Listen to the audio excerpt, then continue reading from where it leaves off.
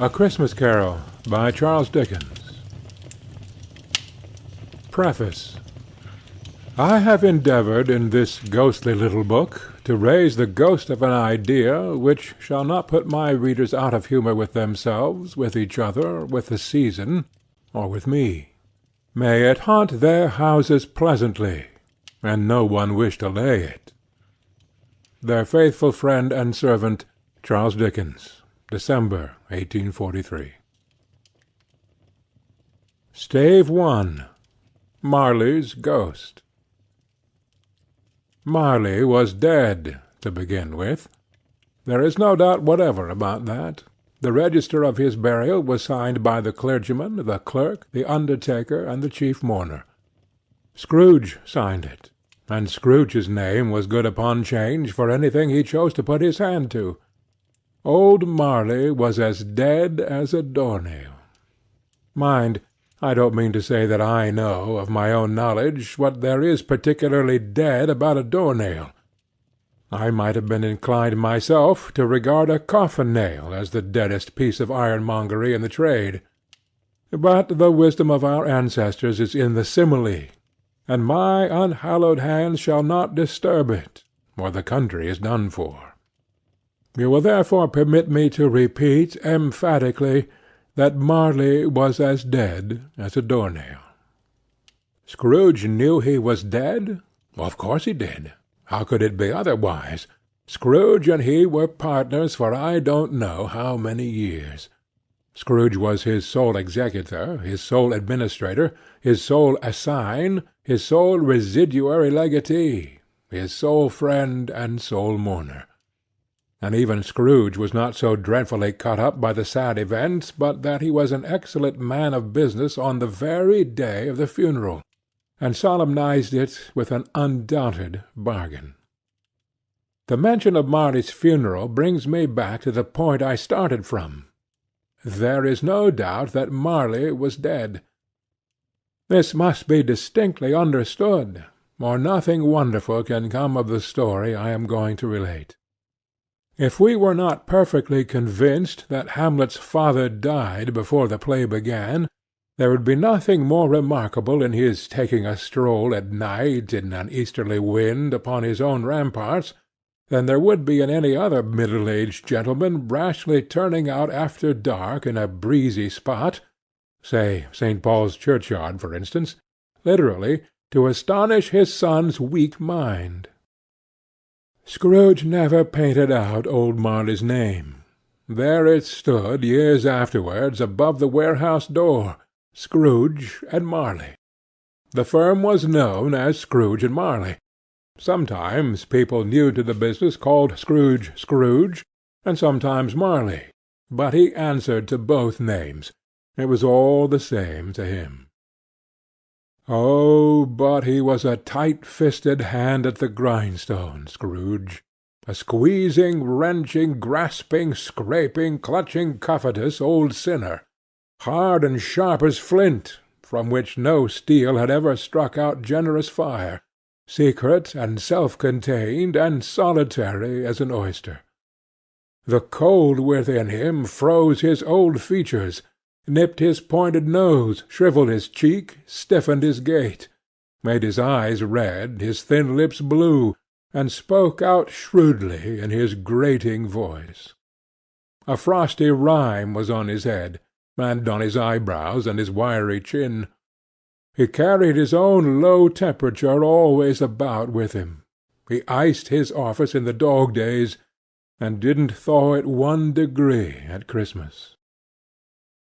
External heat and cold had little influence on Scrooge. No warmth could warm, no wintry weather chill him. No wind that blew was bitterer than he, no falling snow was more intent upon its purpose, no pelting rain less open to entreaty. Foul weather didn't know where to have him. The heaviest rain and snow and hail and sleet could boast of the advantage over him in only one respect. They often came down handsomely, and Scrooge never did. Nobody ever stopped him in the street to say, with gladsome looks, "My dear Scrooge, how are you? When will you come to see me?" Though beggars implored him to bestow a trifle, no children asked him what it was o'clock. No man or woman ever once in all his life inquired the way to such and such a place of Scrooge.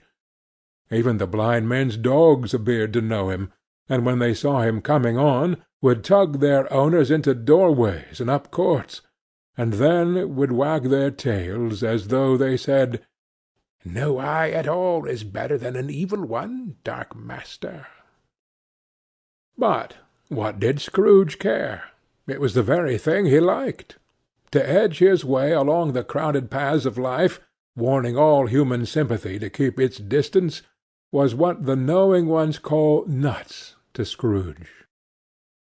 Once upon a time, of all the good days in the year, on Christmas Eve, old Scrooge sat busy in his counting-house. It was cold, bleak, biting weather, foggy withal, and he could hear the people in the court outside go wheezing up and down, beating their hands upon their breasts, and stamping their feet upon the pavement stones to warm them. The city clocks had only just gone 3, but it was quite dark already. It had not been light all day, and candles were flaring in the windows of the neighbouring offices like ruddy smears upon the palpable brown air. The fog came pouring in at every chink and keyhole, and was so dense without, that although the court was of the narrowest, the houses opposite were mere phantoms. To see the dingy cloud come drooping down, obscuring everything, one might have thought that nature lived hard by, and was brewing on a large scale. The door of Scrooge's counting-house was open, that he might keep his eye upon his clerk, who, in a dismal little cell beyond, a sort of tank, was copying letters. Scrooge had a very small fire, but the clerk's fire was so much smaller that it looked like one coal. But he couldn't replenish it, for Scrooge kept the coal-box in his own room, and so surely as the clerk came in with the shovel, the master predicted that it would be necessary for them to part. Wherefore the clerk put on his white comforter, and tried to warm himself at the candle, in which effort, not being a man of a strong imagination, he failed. "A Merry Christmas, uncle! God save you!" cried a cheerful voice. It was the voice of Scrooge's nephew, who came upon him so quickly that this was the first intimation he had of his approach. "Bah!" said Scrooge. "Humbug!" He had so heated himself with his rapid walking in the fog and frost, this nephew of Scrooge's, that he was all in a glow. His face was ruddy and handsome, his eyes sparkled, and his breath smoked again.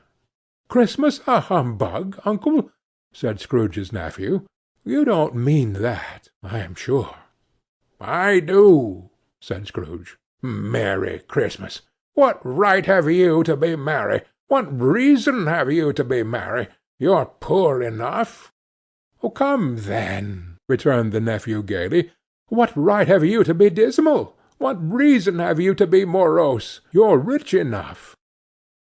Scrooge, having no better answer ready on the spur of the moment, said, "Bah!" again, and followed it up with "Humbug!" "Don't be cross, uncle," said the nephew. "Oh, what else can I be?" returned the uncle, "when I live in such a world of fools as this? Merry Christmas! Out upon Merry Christmas! What's Christmas time to you but a time for paying bills without money, a time for finding yourself a year older, but not an hour richer, a time for balancing your books, and having every item in 'em through a round dozen of months presented dead against you? If I could work my will," said Scrooge indignantly, "every idiot who goes about with 'Merry Christmas' on his lips should be boiled with his own pudding, and buried with a stake of holly through his heart. He should." "Uncle!" pleaded the nephew. "Nephew," returned the uncle sternly, "keep Christmas in your own way, and let me keep it in mine." "Keep it?" repeated Scrooge's nephew. "But you don't keep it." "Let me leave it alone, then," said Scrooge. "Much good may it do you? Much good has it ever done you?" "There are many things from which I might have derived good, by which I have not profited, I dare say," returned the nephew. "Christmas among the rest. But I am sure I have always thought of Christmas time, when it has come round, apart from the veneration due its sacred name and origin, if anything belonging to it can be apart from that, as a good time, a kind, forgiving, charitable, pleasant time.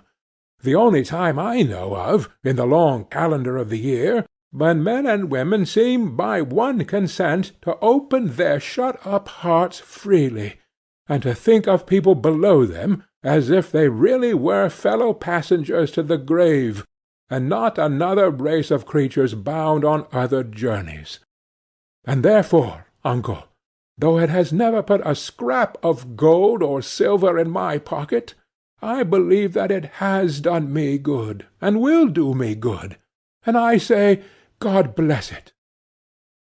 The clerk in the tank involuntarily applauded. Becoming immediately sensible of the impropriety, he poked the fire, and extinguished the last frail spark for ever. "Let me hear another sound from you," said Scrooge, "and you'll keep your Christmas by losing your situation. You're quite a powerful speaker, sir," he added, turning to his nephew. "I wonder you don't go into Parliament." "Don't be angry, uncle. Come, dine with us to-morrow." Scrooge said that he would see him. Yes, indeed, he did. He went the whole length of the expression, and said that he would see him in that extremity first. "But why?" cried Scrooge's nephew. "Why?" "Why did you get married?" said Scrooge. "Because I fell in love." "Because you fell in love," growled Scrooge, as if that were the only one thing in the world more ridiculous than a Merry Christmas. "Good afternoon." "Nay, uncle, but you never came to see me before that happened. Why give it as a reason for not coming now?" "Good afternoon," said Scrooge. "I want nothing from you. I ask nothing of you. Why cannot we be friends?" "Good afternoon," said Scrooge. "I am sorry, with all my heart, to find you so resolute. We have never had any quarrel to which I have been a party, but I have made the trial in homage to Christmas, and I'll keep my Christmas humour to the last. So, a Merry Christmas, uncle." "Good afternoon," said Scrooge. "And a Happy New Year." "Good afternoon," said Scrooge. His nephew left the room without an angry word notwithstanding. He stopped at the outer door to bestow the greetings of the season on the clerk, who, cold as he was warmer than Scrooge, for he returned them cordially. "Here's another fellow," muttered Scrooge, who overheard him. "My clerk with 15 shillings a week, and a wife and family, talking about a Merry Christmas. I'll retire to Bedlam." This lunatic, in letting Scrooge's nephew out, had let 2 other people in. They were portly gentlemen, pleasant to behold, and now stood with their hats off in Scrooge's office. They had books and papers in their hands, and bowed to him. "Scrooge and Marley's, I believe," said one of the gentlemen, referring to his list. "Have I the pleasure of addressing Mr. Scrooge or Mr. Marley?"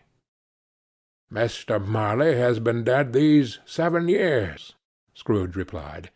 "He died 7 years ago, this very night." "We have no doubt his liberality is well represented by his surviving partner," said the gentleman, presenting his credentials. It certainly was, for they had been two kindred spirits. At the ominous word liberality, Scrooge frowned, and shook his head, and handed the credentials back. "At this festive season of the year, Mr. Scrooge," said the gentleman, taking up a pen, "it is more than usually desirable that we should make some slight provision for the poor and destitute, who suffer greatly at the present time. Many thousands are in want of common necessaries. Hundreds of thousands are in want of common comforts, sir." "Are there no prisons?" asked Scrooge. "Oh, plenty of prisons," said the gentleman, laying down the pen again. "And the Union workhouses," demanded Scrooge, "are they still in operation?" "They are still," returned the gentleman. "I wish I could say they were not." "The treadmill and the poor law are in full vigour, then?" said Scrooge. "Both very busy, sir." "Ah! I was afraid, from what you said at first, that something had occurred to stop them in their useful course," said Scrooge. "I am very glad to hear it." "Under the impression that they scarcely furnish Christian cheer of mind or body to the multitude," returned the gentleman, "a few of us are endeavouring to raise a fund to buy the poor some meat and drink, and means of warmth. We choose this time, because it is a time, of all others, when want is keenly felt, and abundance rejoices. What shall we put you down for?" "Nothing," Scrooge replied. "Ah, you wish to remain anonymous?" "I wish to be left alone," said Scrooge. "Since you ask me what I wish, gentlemen, that is my answer. I don't make merry myself at Christmas, and I can't afford to make idle people merry. I help to support the establishments I have mentioned. They cost enough, and those who are badly off must go there." "Many can't go there, and many would rather die." "If they would rather die," said Scrooge, "they had better do it, and decrease the surplus population. Besides, excuse me, I don't know that." "But you might know it," observed the gentleman. "It's not my business," Scrooge returned. "It's enough for a man to understand his own business, and not to interfere with other people's. Mine occupies me constantly. Good afternoon, gentlemen." Seeing clearly that it would be useless to pursue their point, the gentlemen withdrew. Scrooge resumed his labours with an improved opinion of himself, and in a more facetious temper than was usual with him. Meanwhile the fog and darkness thickened so, that people ran about with flaring links, proffering their services to go before horses in carriages, and conduct them on their way. The ancient tower of a church, whose gruff old bell was always peeping slyly down at Scrooge out of a Gothic window in the wall, became invisible, and struck the hours and quarters in the clouds, with tremulous vibrations afterwards, as if its teeth were chattering in its frozen head up there. The cold became intense. In the main street, at the corner of the court, some labourers were repairing the gas-pipes, and had lighted a great fire in a brazier, round which a party of ragged men and boys were gathered, warming their hands and winking their eyes before the blaze in rapture. The water-plug being left in solitude, its overflowings sullenly congealed, and turned to misanthropic ice. The brightness of the shops, where holly sprigs and berries crackled in the lamp heat of the windows, made pale faces ruddy as they passed. Poulterers' and grocers' trades became a splendid joke, a glorious pageant, with which it was next to impossible to believe that such dull principles as bargain and sale had anything to do. The Lord Mayor, in the stronghold of the mighty mansion house, gave orders to his 50 cooks and butlers to keep Christmas as a Lord Mayor's household should, and even the little tailor, whom he had fined 5 shillings on the previous Monday for being drunk and bloodthirsty in the streets, stirred up to-morrow's pudding in his garret, while his lean wife and the baby sallied out to buy the beef. Foggier yet and colder, piercing, searching, biting cold. If the good St. Dunstan had but nipped the evil spirit's nose with a touch of such weather as that, instead of using his familiar weapons, then indeed he would have roared to lusty purpose. The owner of one scant young nose, gnawed and mumbled by the hungry cold, as bones are gnawed by dogs, stooped down at Scrooge's keyhole to regale him with a Christmas carol. But at the first sound of "God bless you, merry gentlemen, may nothing you dismay," Scrooge seized the ruler with such energy of action that the singer fled in terror, leaving the keyhole to the fog, and even more congenial frost. At length the hour of shutting up the counting-house arrived. With an ill will Scrooge dismounted from his stool, and tacitly admitted the fact to the expectant clerk in the tank, who instantly snuffed his candle out and put on his hat. "You'll want all day to-morrow, I suppose?" said Scrooge. "If quite convenient, sir." "It's not convenient," said Scrooge, "and it's not fair. If I was to stop half-a-crown for it, you'd think yourself ill-used, I'll be bound." The clerk smiled faintly. "And yet," said Scrooge, "you don't think me ill-used when I pay a day's wages for no work." The clerk observed that it was only once a year. "A poor excuse for picking a man's pocket every 25th of December," said Scrooge, buttoning his great-coat to the chin. "But I suppose you must have the whole day. Be here all the earlier next morning." The clerk promised that he would, and Scrooge walked out with a growl.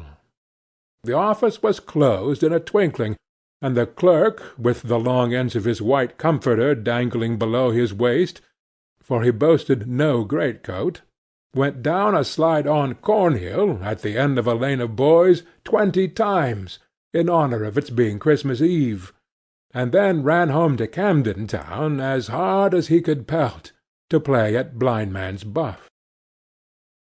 Scrooge took his melancholy dinner in his usual melancholy tavern, and having read all the newspapers, and beguiled the rest of the evening with his banker's book, went home to bed. He lived in chambers which had once belonged to his deceased partner.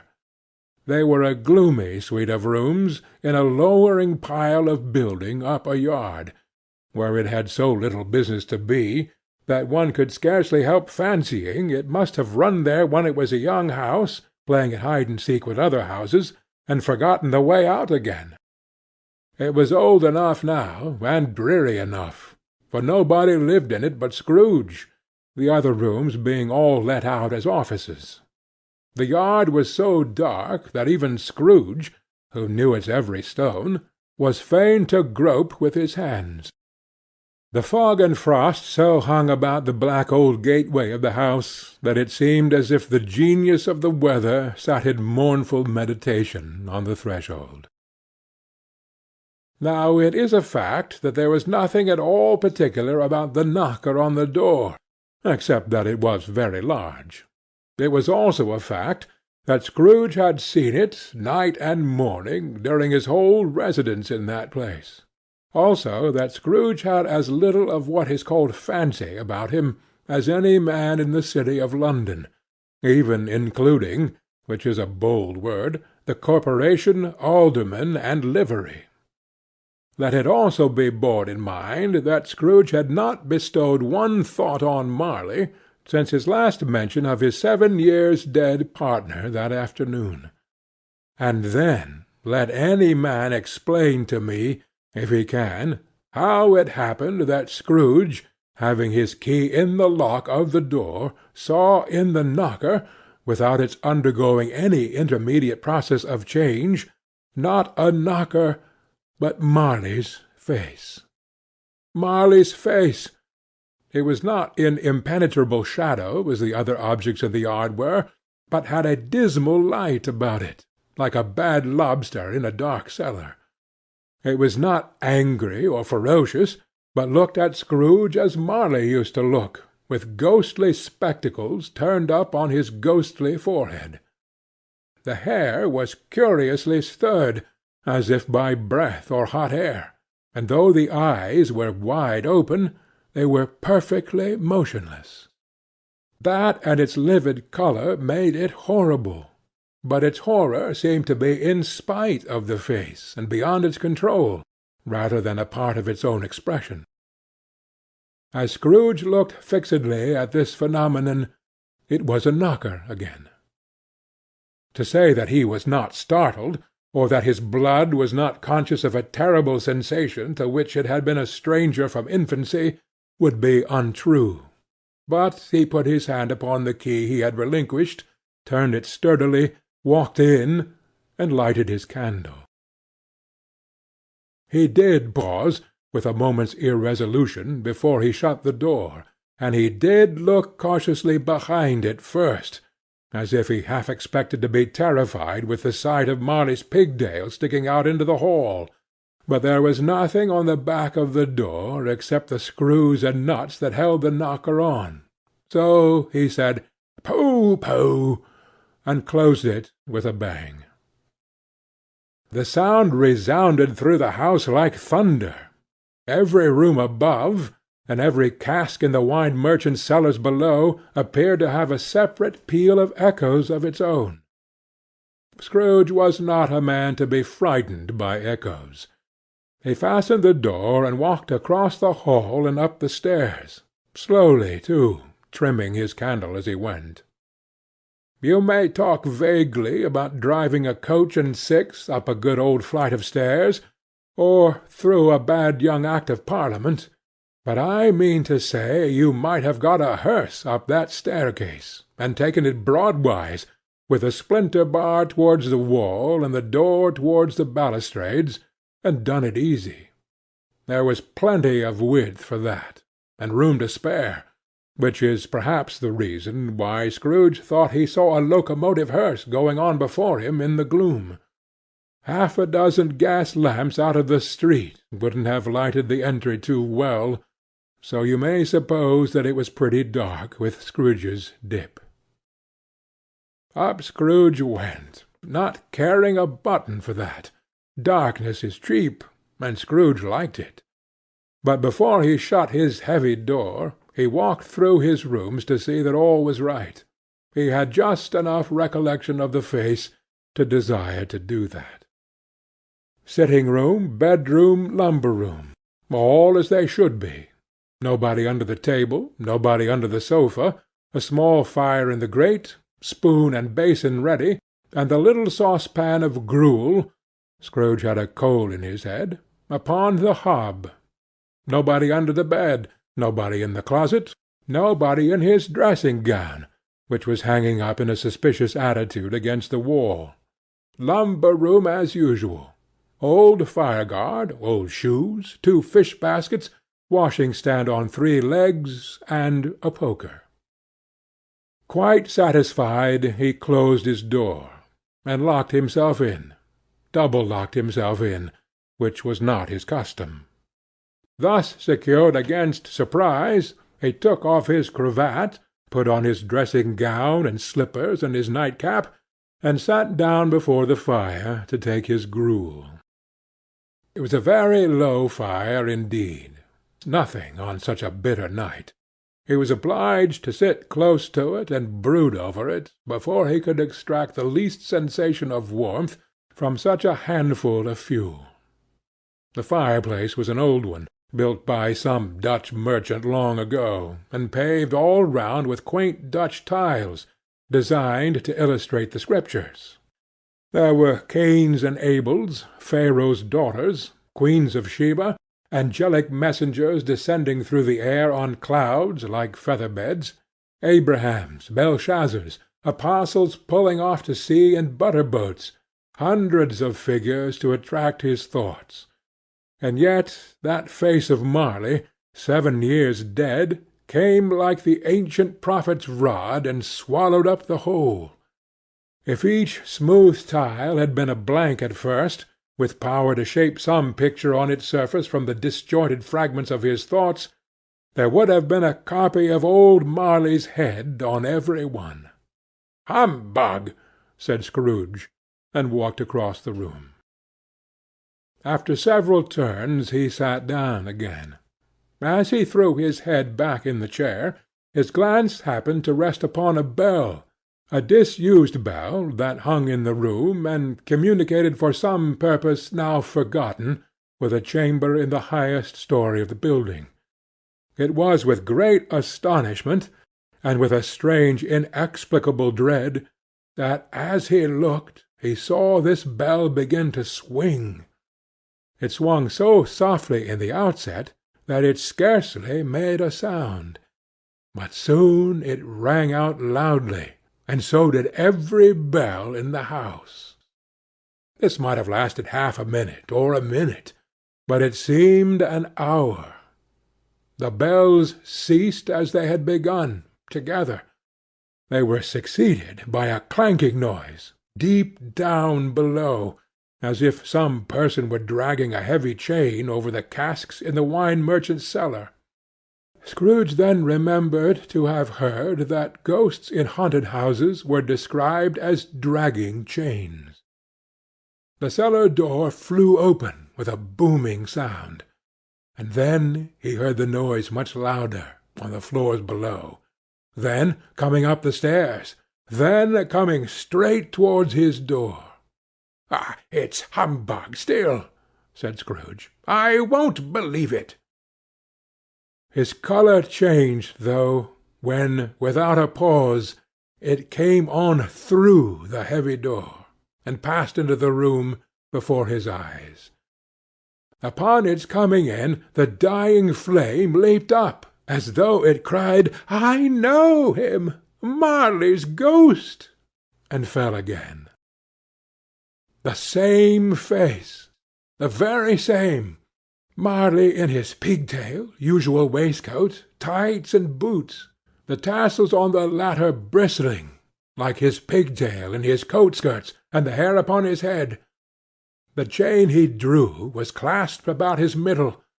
It was long, and wound about him like a tail, and it was made, for Scrooge observed it closely, of cash-boxes, keys, padlocks, ledgers, deeds, and heavy purses, wrought in steel. His body was transparent, so that Scrooge, observing him, and looking through his waistcoat, could see the 2 buttons on his coat behind. Scrooge had often heard it said that Marley had no bowels, but he had never believed it until now. Nor did he believe it even now, though he looked the phantom through and through, and saw it standing before him, though he felt the chilling influence of its death-cold eyes, and marked the very texture of the folded kerchief bound about its head and chin, which wrapper he had not observed before, he was still incredulous, and fought against his senses. "How now?" said Scrooge, caustic and cold as ever. "What do you want with me?" "Much." Marley's voice, no doubt about it. "Who are you?" "Ask me who I was." "Who were you, then?" said Scrooge, raising his voice. "You're particular for a shade." He was going to say "to a shade," but substituted this as more appropriate. "In life I was your partner, Jacob Marley." Can you sit down?" asked Scrooge, looking doubtfully at him. "I can." "Do it, then." Scrooge asked the question because he didn't know whether a ghost so transparent might find himself in a condition to take a chair, and felt that in the event of its being impossible, it might involve the necessity of an embarrassing explanation. But the ghost sat down on the opposite side of the fireplace, as if he were quite used to it. "You don't believe in me," observed the ghost. "I don't," said Scrooge. "What evidence would you have of my reality beyond that of your senses?" "I don't know," said Scrooge. "Why do you doubt your senses?" "Because," said Scrooge, "a little thing affects them. A slight disorder of the stomach makes them cheats. You may be an undigested bit of beef, a blot of mustard, a crumb of cheese, a fragment of an underdone potato. There's more of gravy than of grave about you, whatever you are." Scrooge was not much in the habit of cracking jokes, nor did he feel in his heart by any means waggish then. The truth is that he tried to be smart, as a means of distracting his own attention and keeping down his terror, for the spectre's voice disturbed the very marrow in his bones. To sit staring at those fixed glazed eyes in silence for a moment would play, Scrooge felt, the very deuce with him. There was something very awful, too, in the spectre's being provided with an infernal atmosphere of its own. Scrooge could not feel it himself, but this was clearly the case; for though the ghost sat perfectly motionless, its hair and skirts and tassels were still agitated, as by the hot vapour from an oven. "You see this toothpick?" said Scrooge, returning quickly to the charge for the reason just assigned, and wishing, though it were only for a second, to divert the vision's stony gaze from himself. "I do," replied the ghost. "You are not looking at it," said Scrooge. "But I see it," said the ghost, "notwithstanding." "Well," returned Scrooge, "I have but to swallow this, and be for the rest of my days persecuted by a legion of goblins, all of my own creation. Humbug, I tell you, humbug!" At this the spirit raised a frightful cry, and shook its chain with such a dismal and appalling noise that Scrooge held on tight to his chair to save himself from falling in a swoon. But how much greater was his horror when the phantom, taking off the bandage round its head, as if it were too warm to wear indoors, its lower jaw dropped down upon its breast. Scrooge fell upon his knees, and clasped his hands before his face. "Mercy!" he said. "Dreadful apparition! Why do you trouble me?" "Man of the worldly mind," replied the ghost, "do you believe in me or not?" "I do," said Scrooge. "I must. But why do spirits walk the earth, and why do they come to me?" "It is required of every man," the ghost returned, "that the spirit within him should walk abroad among his fellow men, and travel far and wide. And if that spirit goes not forth in life, it is condemned to do so after death. It is doomed to wander through the world. Woe is me! And witness what it cannot share, but might have shared on earth and turned to happiness." Again the spectre raised a cry, and shook its chain, and wrung its shadowy hands. "You are fettered," said Scrooge, trembling. "Tell me why." "I wear the chain I forged in life," replied the ghost. "I made it, link by link, and yard by yard. I girded it on of my own free will, and of my own free will I wore it. Is its pattern strange to you?" Scrooge trembled more and more. "Or would you know," pursued the ghost, "the weight and length of the strong coil you bear yourself? It was full as heavy and long as this 7 Christmas Eves ago. You have laboured on it since. It is a ponderous chain." Scrooge glanced about him on the floor, in the expectation of finding himself surrounded by some 50 or 60 fathoms of iron cable, but he could see nothing. "Jacob," he said, imploringly, "old Jacob Marley, tell me more. Speak comfort to me, Jacob." "I have none to give," the ghost replied. "It comes from other regions, Ebenezer Scrooge, and is conveyed by other ministers to other kinds of men. Nor can I tell you what I would. A very little more is permitted to me. I cannot rest, I cannot stay, I cannot linger anywhere. My spirit never walked beyond our counting-house. Mark me. In life my spirit never roved beyond the narrow limits of our money-changing hole, and weary journeys lie before me." It was a habit with Scrooge, whenever he became thoughtful, to put his hands in his breeches pockets. Pondering on what the ghost had said, he did so now, but without lifting up his eyes or getting off his knees. "You must have been very slow about it, Jacob," Scrooge observed, in a business-like manner, though with humility and deference. "Slow?" the ghost repeated. 7 years dead," mused Scrooge, "and travelling all the time." "The whole time," said the ghost. "No rest, no peace, incessant torture of remorse." "You travel fast?" said Scrooge. "On the wings of the wind," replied the ghost. "You might have got over a great quantity of ground in 7 years," said Scrooge.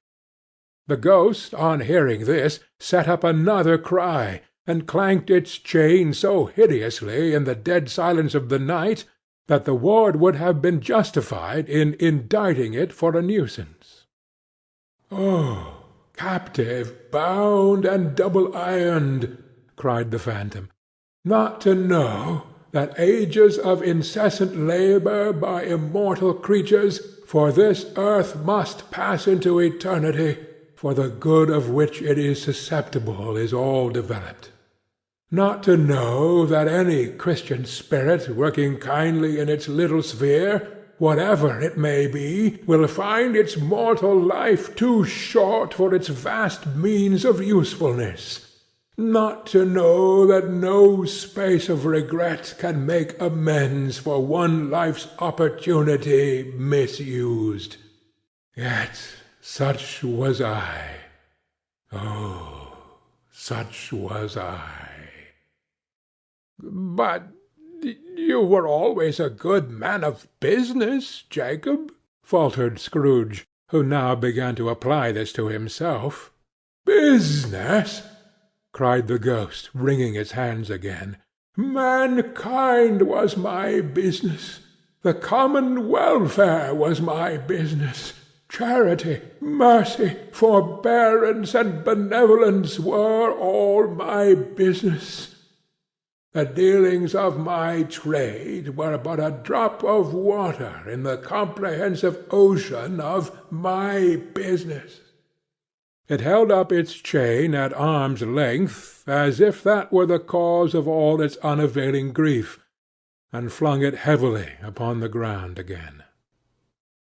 "At this time of the rolling year," the spectre said, "I suffer most. Why did I walk through the crowds of fellow beings with my eyes turned down, and never raise them to that blessed star which led the wise men to a poor abode? Were there no poor homes to which its light would have conducted me?" Scrooge was very dismayed to hear the spectre go on at this rate, and began to quake exceedingly. "Hear me," cried the ghost. "My time is nearly gone." I will," said Scrooge. "But don't be hard upon me. Don't be flowery, Jacob. Pray, how it is that I appear before you in a shape that you can see, I may not tell. I have sat invisible beside you many and many a day." It was not an agreeable idea. Scrooge shivered, and wiped the perspiration from his brow. "That is no light part of my penance," pursued the ghost. "I am here to-night to warn you that you have yet a chance and hope of escaping my fate. A chance and hope of my procuring, Ebenezer." "You were always a good friend to me," said Scrooge. "Thank'ee." "You will be haunted," resumed the ghost, "by 3 spirits." Scrooge's countenance fell, almost as low as the ghost's had done. "Is that the chance and hope you mentioned, Jacob?" he demanded, in a faltering voice. "It is." I think I'd rather not," said Scrooge. "Without their visits," said the ghost, "you cannot hope to shun the path I tread. Expect the first to-morrow, when the bell tolls 1. "Couldn't I take them all at once, and have it over, Jacob?" hinted Scrooge. "Expect the second on the next night, at the same hour. The third upon the next night, when the last stroke of 12 has ceased to vibrate. Look to see me no more, and look that for your own sake you remember what has passed between us." When it had said these words, the spectre took its wrapper from the table, and bound it round its head as before. Scrooge knew this, by the smart sound its teeth made, when the jaws were brought together by the bandage. He ventured to raise his eyes again, and found his supernatural visitor confronting him in an erect attitude, with its chain wound over and about its arm. The apparition walked backward from him, and at every step it took the window raised itself a little, so that when the spectre reached it, it was wide open. It beckoned Scrooge to approach, which he did.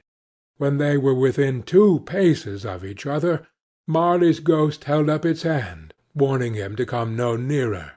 Scrooge stopped, not so much in obedience as in surprise and fear, for on the raising of the hand he became sensible of confused noises in the air, incoherent sounds of lamentation and regret, wailing inexpressibly sorrowful and self-accusatory. The spectre, after listening for a moment, joined in the mournful dirge, and floated out upon the bleak dark night. Scrooge followed to the window, desperate in his curiosity. He looked out. The air was filled with phantoms, wandering hither and thither in restless haste, and moaning as they went. Every one of them wore chains like Marley's ghost. Some few, they might be guilty governments, were linked together. None were free. Many had been personally known to Scrooge in their lives. He had been quite familiar with one old ghost, in a white waistcoat, with a monstrous iron safe attached to his ankle, who cried piteously at being unable to assist a wretched woman with an infant, whom it saw below upon a doorstep.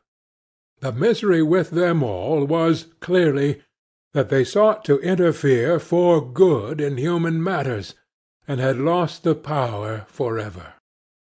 Whether these creatures faded into mist, or mist enshrouded them, he could not tell. But they and their spirit voices faded together, and the night became as it had been when he walked home. Scrooge closed the window, and examined the door by which the ghost had entered. It was double-locked, as he had locked it with his own hands, and the bolts were undisturbed. He tried to say "Humbug," but stopped at the first syllable. and being, from the emotion he had undergone, or the fatigues of the day, or his glimpse of the invisible world, or the dull conversation of the ghost, or the lateness of the hour, much need of repose, went straight to bed without undressing, and fell asleep upon the instant. End of Stave 1. Stave 2. The first of the three spirits. When Scrooge awoke, it was so dark that, looking out of bed, he could scarcely distinguish the transparent window from the opaque walls of his chamber. He was endeavouring to pierce the darkness with his ferret eyes, when the chimes of a neighbouring church struck the 4 quarters. So he listened for the hour. To his great astonishment, the heavy bell went on from 6 to 7, and from 7 to 8, and regularly up to 12, then stopped. 12! It was past 2 when he went to bed. The clock was wrong. An icicle must have got into the works. 12! He touched the spring of his repeater to correct this most preposterous clock. Its rapid little pulse beat 12, and stopped. "Why, it isn't possible," said Scrooge, "that I can have slept through a whole day and far into another night.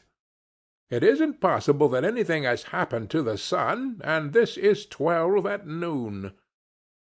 The idea being an alarming one, he scrambled out of bed and groped his way to the window. He was obliged to rub the frost off with the sleeve of his dressing-gown before he could see anything, and could see very little then. All he could make out was that it was still very foggy and extremely cold, and that there was no noise of people running to and fro and making a great stir, as there unquestionably would have been if night had beaten off bright day and taken possession of the world. This was a great relief, because 3 days after sight of the first of exchange paid to Mr. Ebenezer Scrooge or his order, and so forth, would have become a mere United States security if there were no days to count by.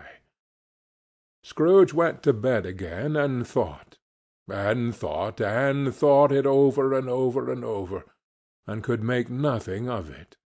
The more he thought, the more perplexed he was, and the more he endeavoured not to think, the more he thought. Marley's ghost bothered him exceedingly. Every time he resolved within himself, after mature inquiry, that it was all a dream, his mind flew back again, like a strong string released, to its first position, and presented the same problem to be worked all through. Was it a dream or not? Scrooge lay in this state until the chime had gone 3 quarters more, when he remembered, on a sudden, that the ghost had warned him of a visitation when the bell tolled 1. He resolved to lie awake until the hour was past, and, considering that he could no more go to sleep than go to heaven, this was perhaps the wisest resolution in his power. The quarter was so long that he was more than once convinced he must have sunk into a doze unconsciously and missed the clock. At length it broke upon his listening ear. Ding-dong! 1/4 past, said Scrooge, counting. Ding-dong! 1/2 past, said Scrooge. Ding-dong! 1/4 to it, said Scrooge. Ding-dong! The hour itself, said Scrooge triumphantly, and nothing else. He spoke before the hour bell sounded, which it now did with a deep, dull, hollow, melancholy 1. Light flashed up in the room upon the instant, and the curtains of his bed were drawn. The curtains of his bed were drawn aside, I tell you, by a hand. Not the curtains at his feet, nor the curtains at his back, but those to which his face was addressed. The curtains of his bed were drawn aside, and Scrooge, starting up into a half-recumbent attitude, found himself face to face with the unearthly visitor who drew them, as close to it as I am now to you, and I am standing in the spirit at your elbow. It was a strange figure, like a child, yet not so like a child as like an old man viewed through some supernatural medium which gave him the appearance of having receded from the view, and being diminished to a child's proportions. Its hair, which hung about its neck and down its back, was white as if with age, and yet the face had not a wrinkle in it, and the tenderest bloom was on the skin. The arms were very long and muscular, the hands the same, as if its hold were of uncommon strength. Its legs and feet, most delicately formed, were, like those upper members, bare. It wore a tunic of the purest white, and round its waist was bound a lustrous belt, the sheen of which was beautiful. It held a branch of fresh green holly in its hand, and in singular contradiction of that wintry emblem, had its dress trimmed with summer flowers. But the strangest thing about it was, that from the crown of its head there sprang a bright, clear jet of light, by which all this was visible, and which was doubtless the occasion of its using, in its duller moments, a great extinguisher for a cap, which it now held under its arm. Even this, though, when Scrooge looked at it with increasing steadiness, was not its strangest quality, for as its belt sparkled and glittered now in one part and now in another, and what was light one instant another time was dark, so the figure itself fluctuated in its distinctness, being now a thing with one arm, and now with one leg, now with 20 legs, now a pair of legs without a head, now a head without a body, of which dissolving parts no outline would be visible in the dense gloom wherein they melted away. And in the very wonder of this, it would be itself again, distinct and clear as ever. "Are you the spirit, sir, whose coming was foretold to me?" asked Scrooge. "I am." The voice was soft and gentle, singularly low, as if instead of being so close beside him, it were at a distance. "Who and what are you?" Scrooge demanded. "I am the ghost of Christmas past." "Long past?" inquired Scrooge, observant of its dwarfish stature. "No, your past." Perhaps Scrooge could not have told anybody why, if anybody could have asked him, but he had a special desire to see the spirit in his cap, and begged him to be covered. "What!" exclaimed the ghost. "Would you so soon put out with worldly hands the light I give? Is it not enough that you are one of those whose passions made this cap, and force me through whole trains of years to wear it low upon my brow?"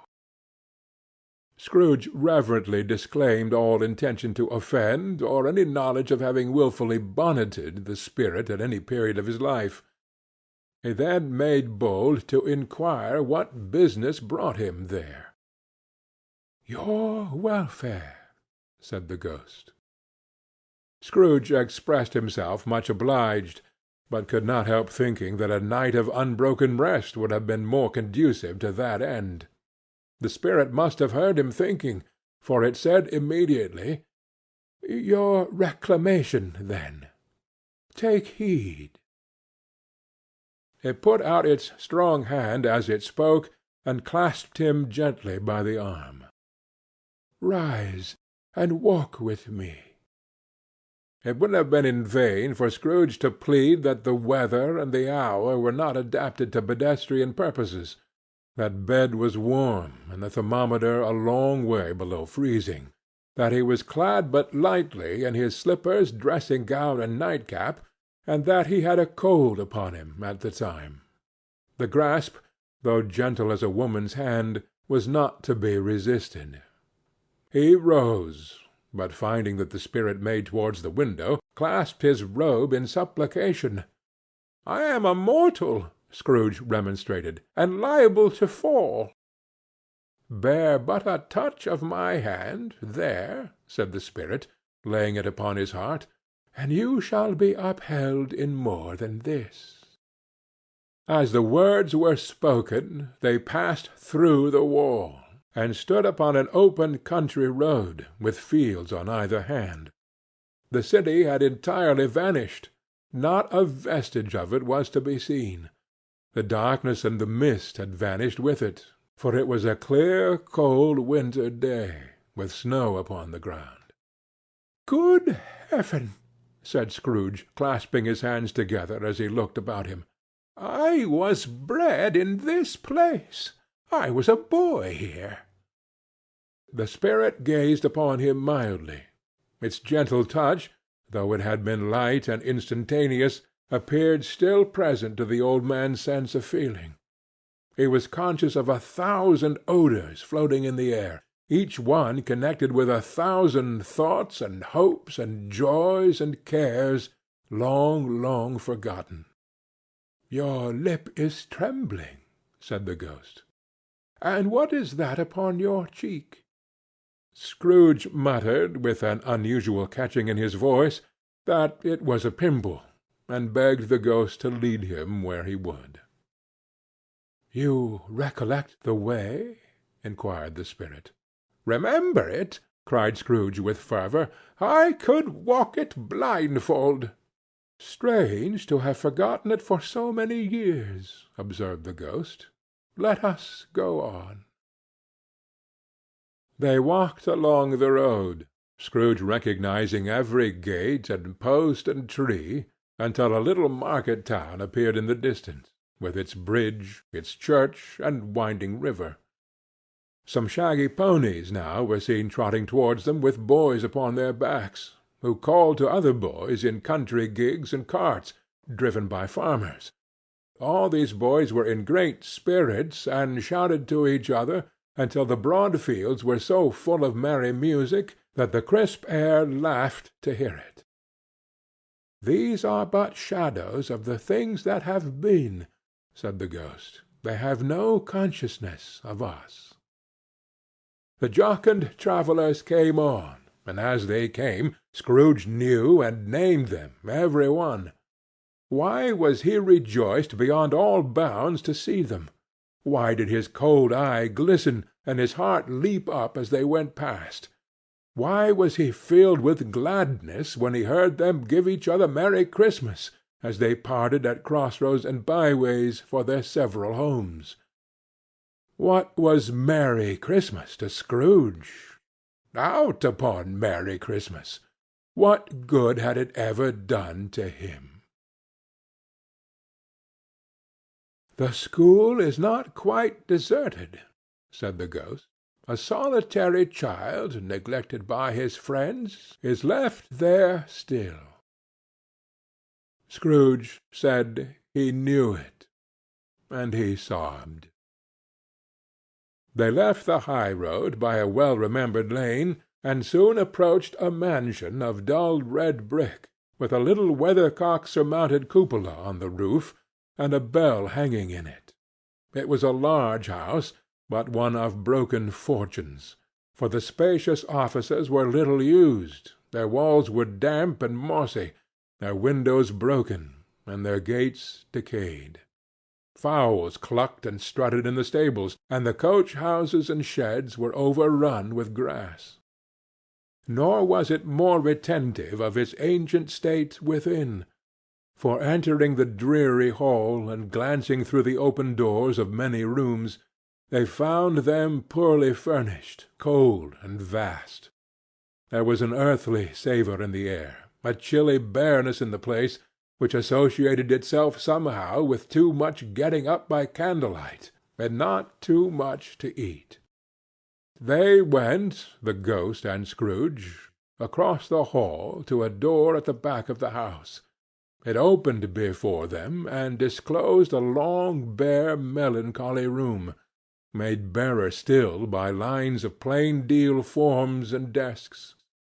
At one of these a lonely boy was reading near a feeble fire, and Scrooge sat down upon a form and wept to see his poor forgotten self as he used to be.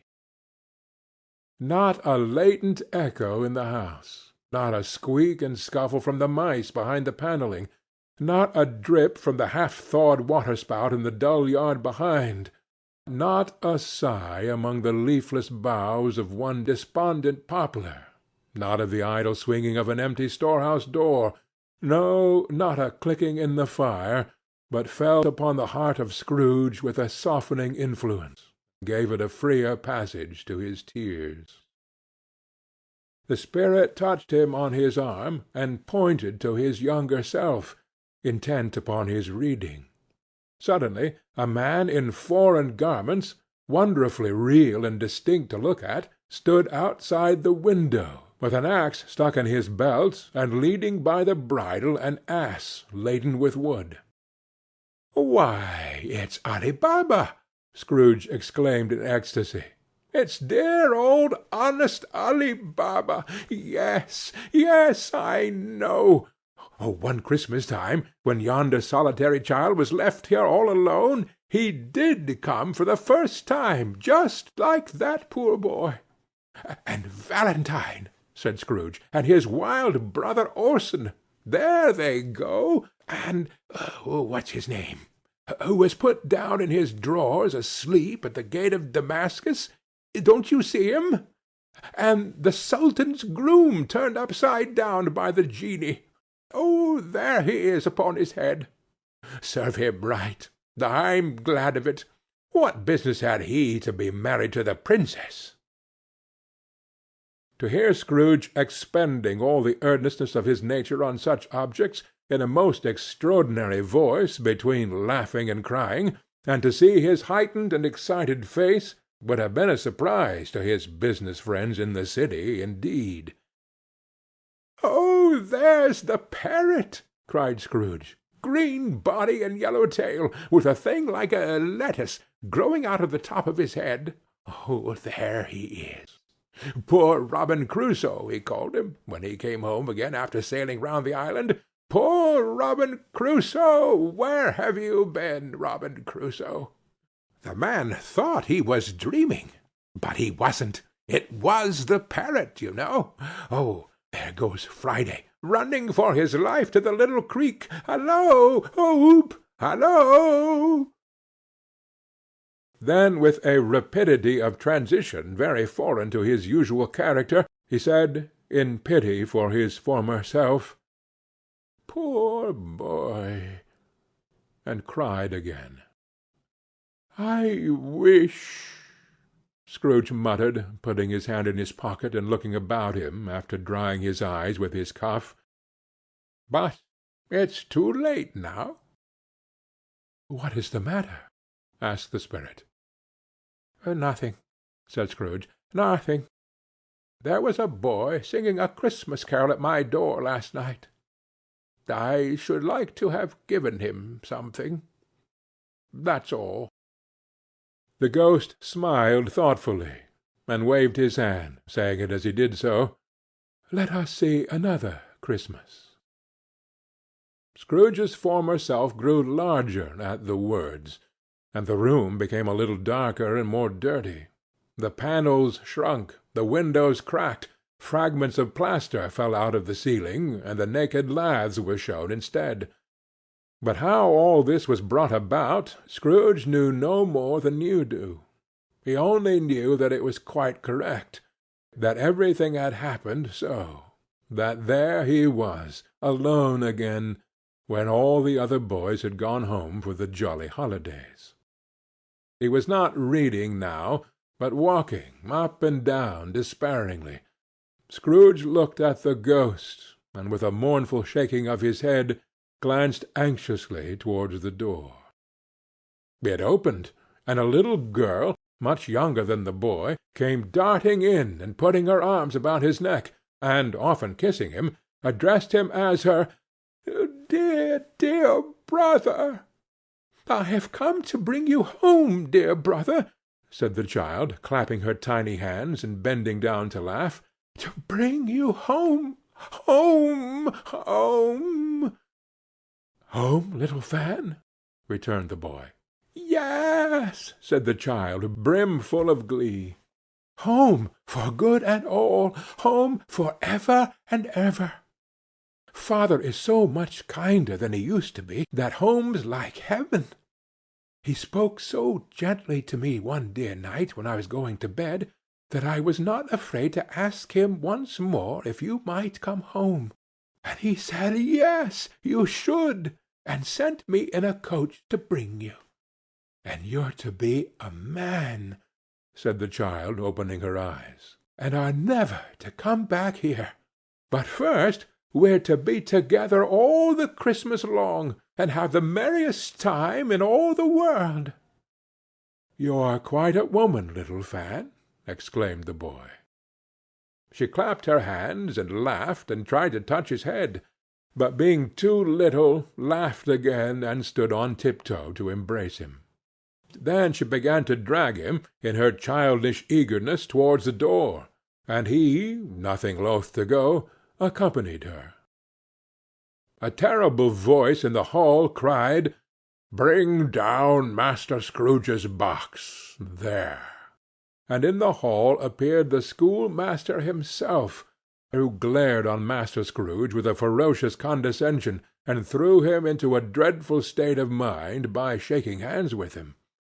He then conveyed him and his sister into the veriest old well of a shivering best parlour that ever was seen, where the maps upon the wall, and the celestial and terrestrial globes in the windows, were waxy with cold. Here he produced a decanter of curiously light wine, and a block of curiously heavy cake, and administered instalments of these dainties to the young people, at the same time sending out a meagre servant to offer a glass of something to the post-boy, who answered that he thanked the gentleman, but if it was the same tap as he had tasted before, he would rather not.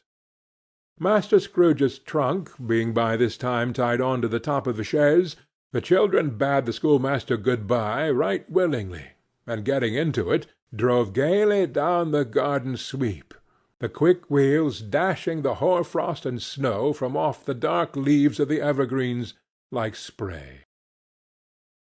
"Always a delicate creature, whom a breath might have withered," said the ghost, "but she had a large heart." "So she had," cried Scrooge. "You're right. I will not gainsay it, Spirit. God forbid." "She died a woman," said the ghost, "and had, as I think, children." "One child," Scrooge returned. "True," said the ghost. "Your nephew." Scrooge seemed uneasy in his mind, and answered briefly, "Yes." Although they had but that moment left the school behind them, they were now in the busy thoroughfares of a city, where shadowy passengers passed and repassed, where shadowy carts and coaches battled for their way, and all the strife and tumult of a real city were. It was made plain enough by the dressing of the shops that here too it was Christmas time again, but it was evening, and the streets were lighted up. The ghost stopped at a certain warehouse door, and asked Scrooge if he knew it. "Know it?" said Scrooge. "Was I apprenticed here?" They went in. At sight of an old gentleman in a Welsh wig, sitting behind such a high desk that if he had been 2 inches taller he must have knocked his head against the ceiling, Scrooge cried in great excitement, "Why, it's old Fezziwig! Bless his heart, it's Fezziwig alive again!" Old Fezziwig laid down his pen and looked up at the clock, which pointed to the hour of 7. He rubbed his hands, adjusted his capacious waistcoat, laughed all over himself from his shoes to his organ of benevolence, and called out in a comfortable, oily, rich, fat, jovial voice, "Yo there, Ebenezer! Dick!" Scrooge's former self, now grown a young man, came briskly in, accompanied by his fellow prentice. "Dick Wilkins, to be sure," said Scrooge to the ghost. "Bless me, yes, there he is. He was very much attached to me, was Dick. Poor Dick! Dear, dear!" "Yo-ho, my boys!" said Fezziwig. "No more work to-night. Christmas Eve, Dick. Christmas, Ebenezer. Let's have the shutters up," cried old Fezziwig, with a sharp clap of his hands, "before a man can say Jack Robinson." You wouldn't believe how these two fellows went at it. They charged into the street with the shutters, 1, 2, 3, had 'em up in their places, 4, 5, 6, barred 'em and pinned 'em, 7, 8, 9, and came back before you could have got to 12, panting like racehorses. "Hi-le-ho!" cried old Fezziwig, skipping down from the high desk with wonderful agility. "Clear away, my lads, and let's have a lots of room here. Hi-le-ho, Dick! Cheer up, Ebenezer!" Clear away! There was nothing they wouldn't have cleared away, or couldn't have cleared away, with old Fezziwig looking on. It was done in a minute. Every movable was packed off, as if it were dismissed from public life for evermore. The floor was swept and watered, the lamps were trimmed, fuel was heaped upon the fire, and the warehouse was as snug and warm and dry and bright a ball-room as you would desire to see upon a winter's night. In came a fiddler with a music-book, and went up to the lofty desk, and made an orchestra of it, and tuned like 50 stomach-aches. In came Mrs. Fezziwig, one vast substantial smile. In came the 3 Miss Fezziwigs, beaming and lovable. In came the 6 young followers whose hearts they broke. In came all the young men and women employed in the business. In came the housemaid, with her cousin the baker. In came the cook, with her brother's particular friend the milkman. In came the boy from over the way, who was suspected of not having board enough from his master, trying to hide himself behind the girl from the next door but one, who was proved to have had her ears pulled by her mistress. In they all came, one after another, some shyly, some boldly, some gracefully, some awkwardly, some pushing, some pulling. In they all came, anyhow and everyhow. Away they all went, 20 couple at once, hands half round and back again the other way, down the middle and up again, round and round in various stages of affectionate grouping, old top couple always turning up in the wrong place, new top couple starting off again as soon as they got there, all top couples at last, and not a bottom one to help them. When this result was brought about, old Fezziwig, clapping his hands to stop the dance, cried out, "Well done!" and the fiddler plunged his hot face into a pot of porter, especially provided for that purpose. But scorning rest, upon his reappearance he instantly began again, though there were no dancers yet, as if the other fiddler had been carried home, exhausted, on a shutter, and he were a brand-new man resolved to beat him out of sight or perish. There were more dances, and there were forfeits, and more dances, and there was cake, and there was negus, and there was a great piece of cold roast, and there was a great piece of cold boiled, and there were minced pies, and plenty of beer. But the great effect of the evening came after the roast and boiled, when the fiddler, an artful dog mind, the sort of man who knew his business better than you or I could have told it him, struck up Sir Roger de Coverley. Then old Fezziwig stood out to dance with Mrs. Fezziwig, top couple too, with a good stiff piece of work cut out for them, 3 or 4 or 20 pair of partners, people who would dance, and had no notion of walking. But if they had been twice as many, 4 times, old Fezziwig would have been a match for them, and so would Mrs. Fezziwig. As to her, she was worthy to be his partner in every sense of the term. If that's not high praise, tell me higher, and I'll use it. A positive light appeared to issue from Fezziwig's calves. They shone in every part of the dance like moons. You couldn't have predicted, at any given time, what would have become of them next. And when old Fezziwig and Mrs. Fezziwig had gone all through the dance, advance and retire, both hands to your partner, bow and curtsy, corkscrew, thread the needle, and back again to your place, Fezziwig cut so deftly that he appeared to wink with his legs, and came upon his feet again without a stagger. When the clock struck 11, the domestic ball broke up.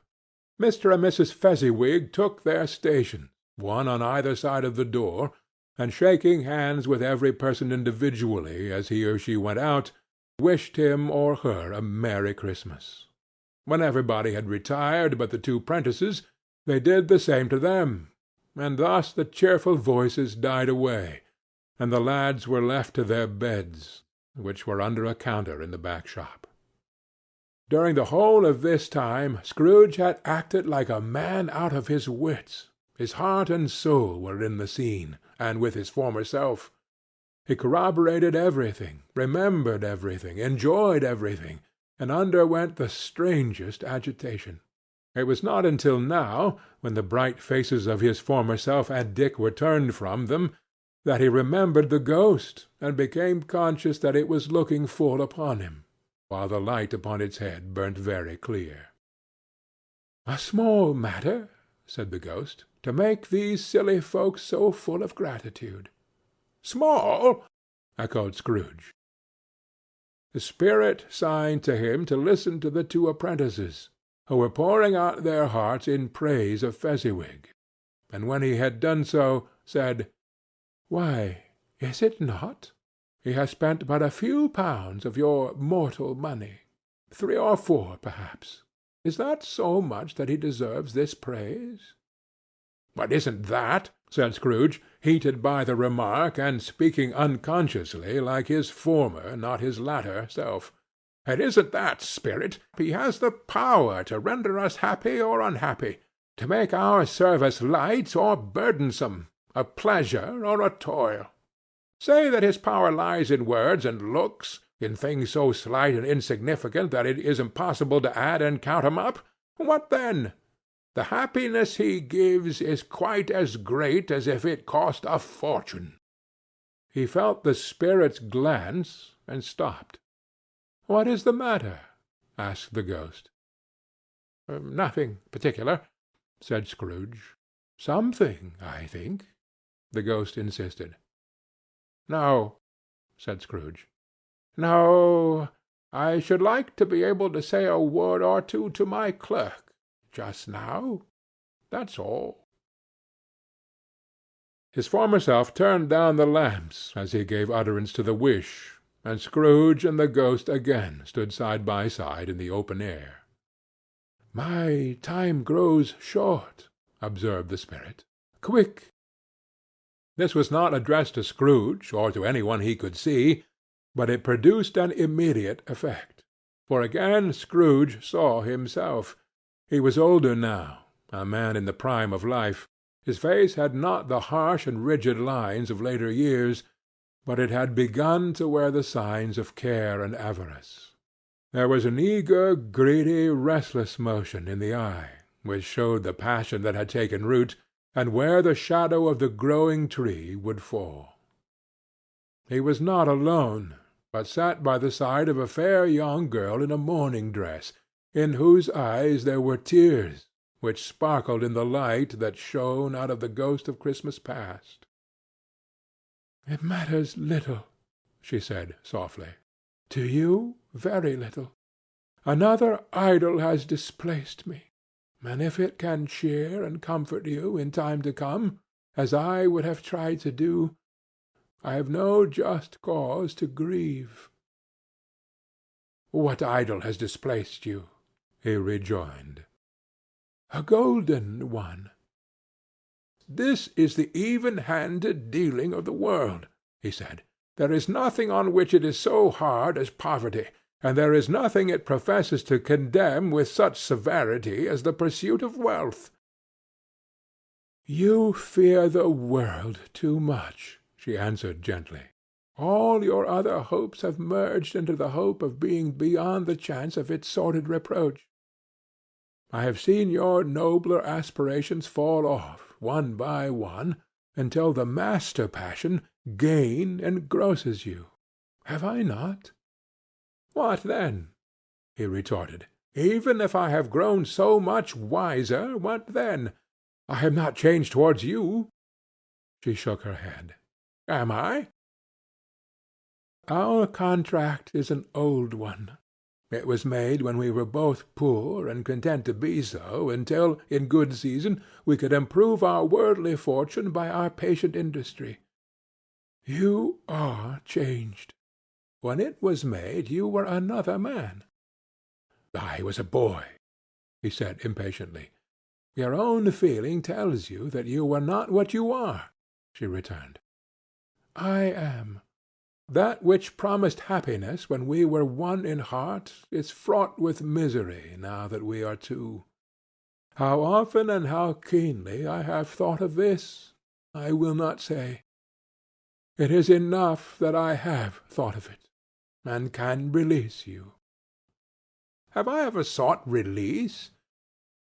"In words, no, never." "In what, then?" "In a changed nature, in an altered spirit, in another atmosphere of life, another hope as its great end, in everything that made my love of any worth or value in your sight.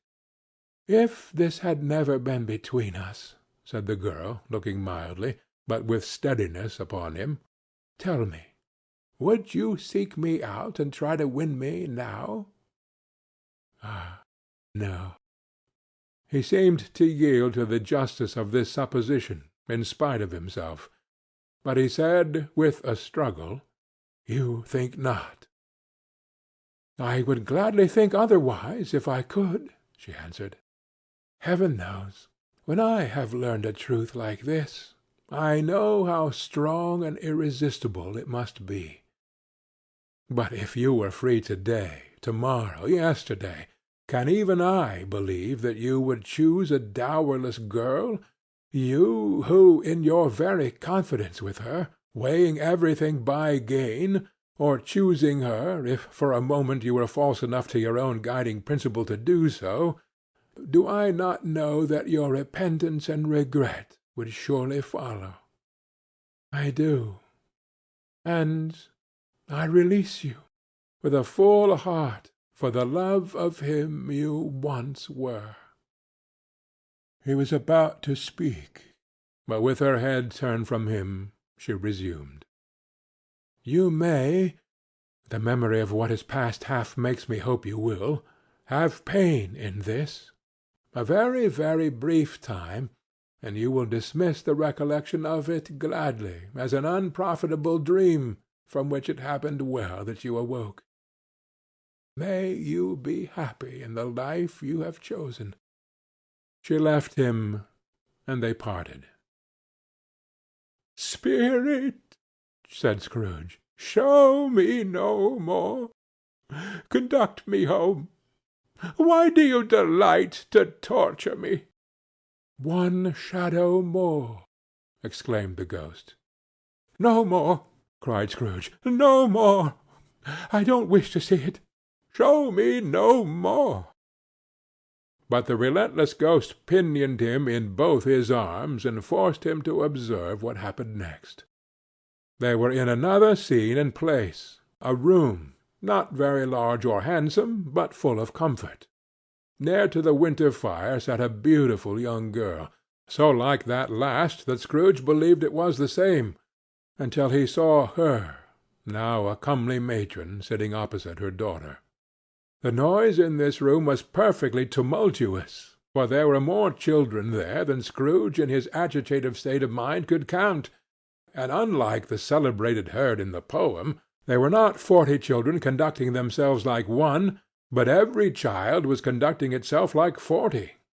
The consequences were uproarious beyond belief, but no one seemed to care. On the contrary, the mother and daughter laughed heartily, and enjoyed it very much, and the latter, soon beginning to mingle in the sports, got pillaged by the young brigands most ruthlessly. What would I not have given to be one of them? Though I never could have been so rude. No, no. I wouldn't for the wealth of all the world have crushed that braided hair and torn it down, and for the precious little shoe I wouldn't have plucked it off, God bless my soul, to save my life. As to measuring her waist in sport, as they did, bold young brood, I couldn't have done it. I should have expected my arm to have grown round it for a punishment, and never come straight again. And yet I should have dearly liked, I own, to have touched her lips, to have questioned her, that she might have opened them, to have looked upon the lashes of my downcast eyes, and never raised a blush, to have let loose waves of hair, an inch of which would be a keepsake beyond price. In short, I should have liked, I do confess, to have had the lightest license of a child, and yet to have been man enough to know its value. But now a knocking at the door was heard, and such a rush immediately ensued, that with laughing face and plundered dress was borne towards it the centre of a flushed and boisterous group, just in time to greet the father, who came home attended by a man laden with Christmas toys and presents.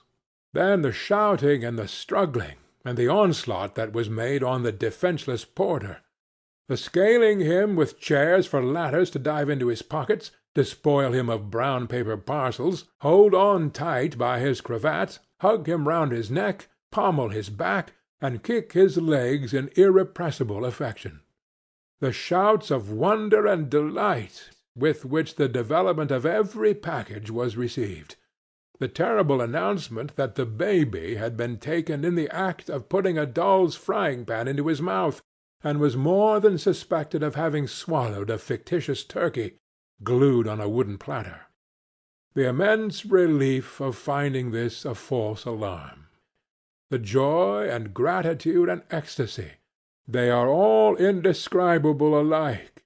It is enough that by degrees the children and their emotions got out of the parlour, and by one stair at a time, up to the top of the house, where they went to bed, and so subsided.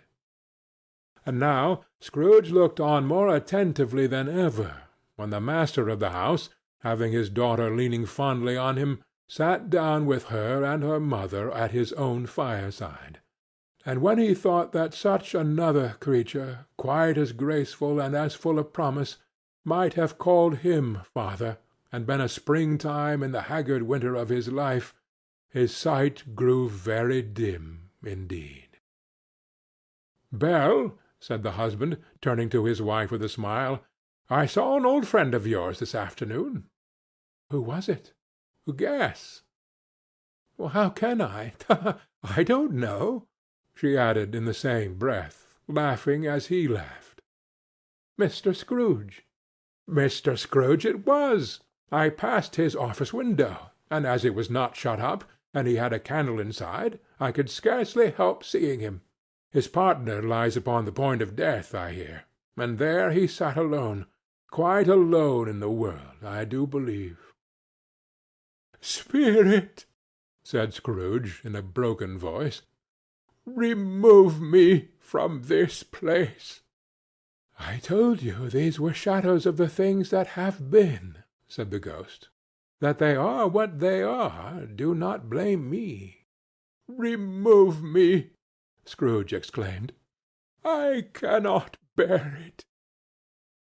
He turned upon the ghost, and seeing that it looked upon him with a face in which in some strange way there were fragments of all the faces it had shown him, wrestled with it.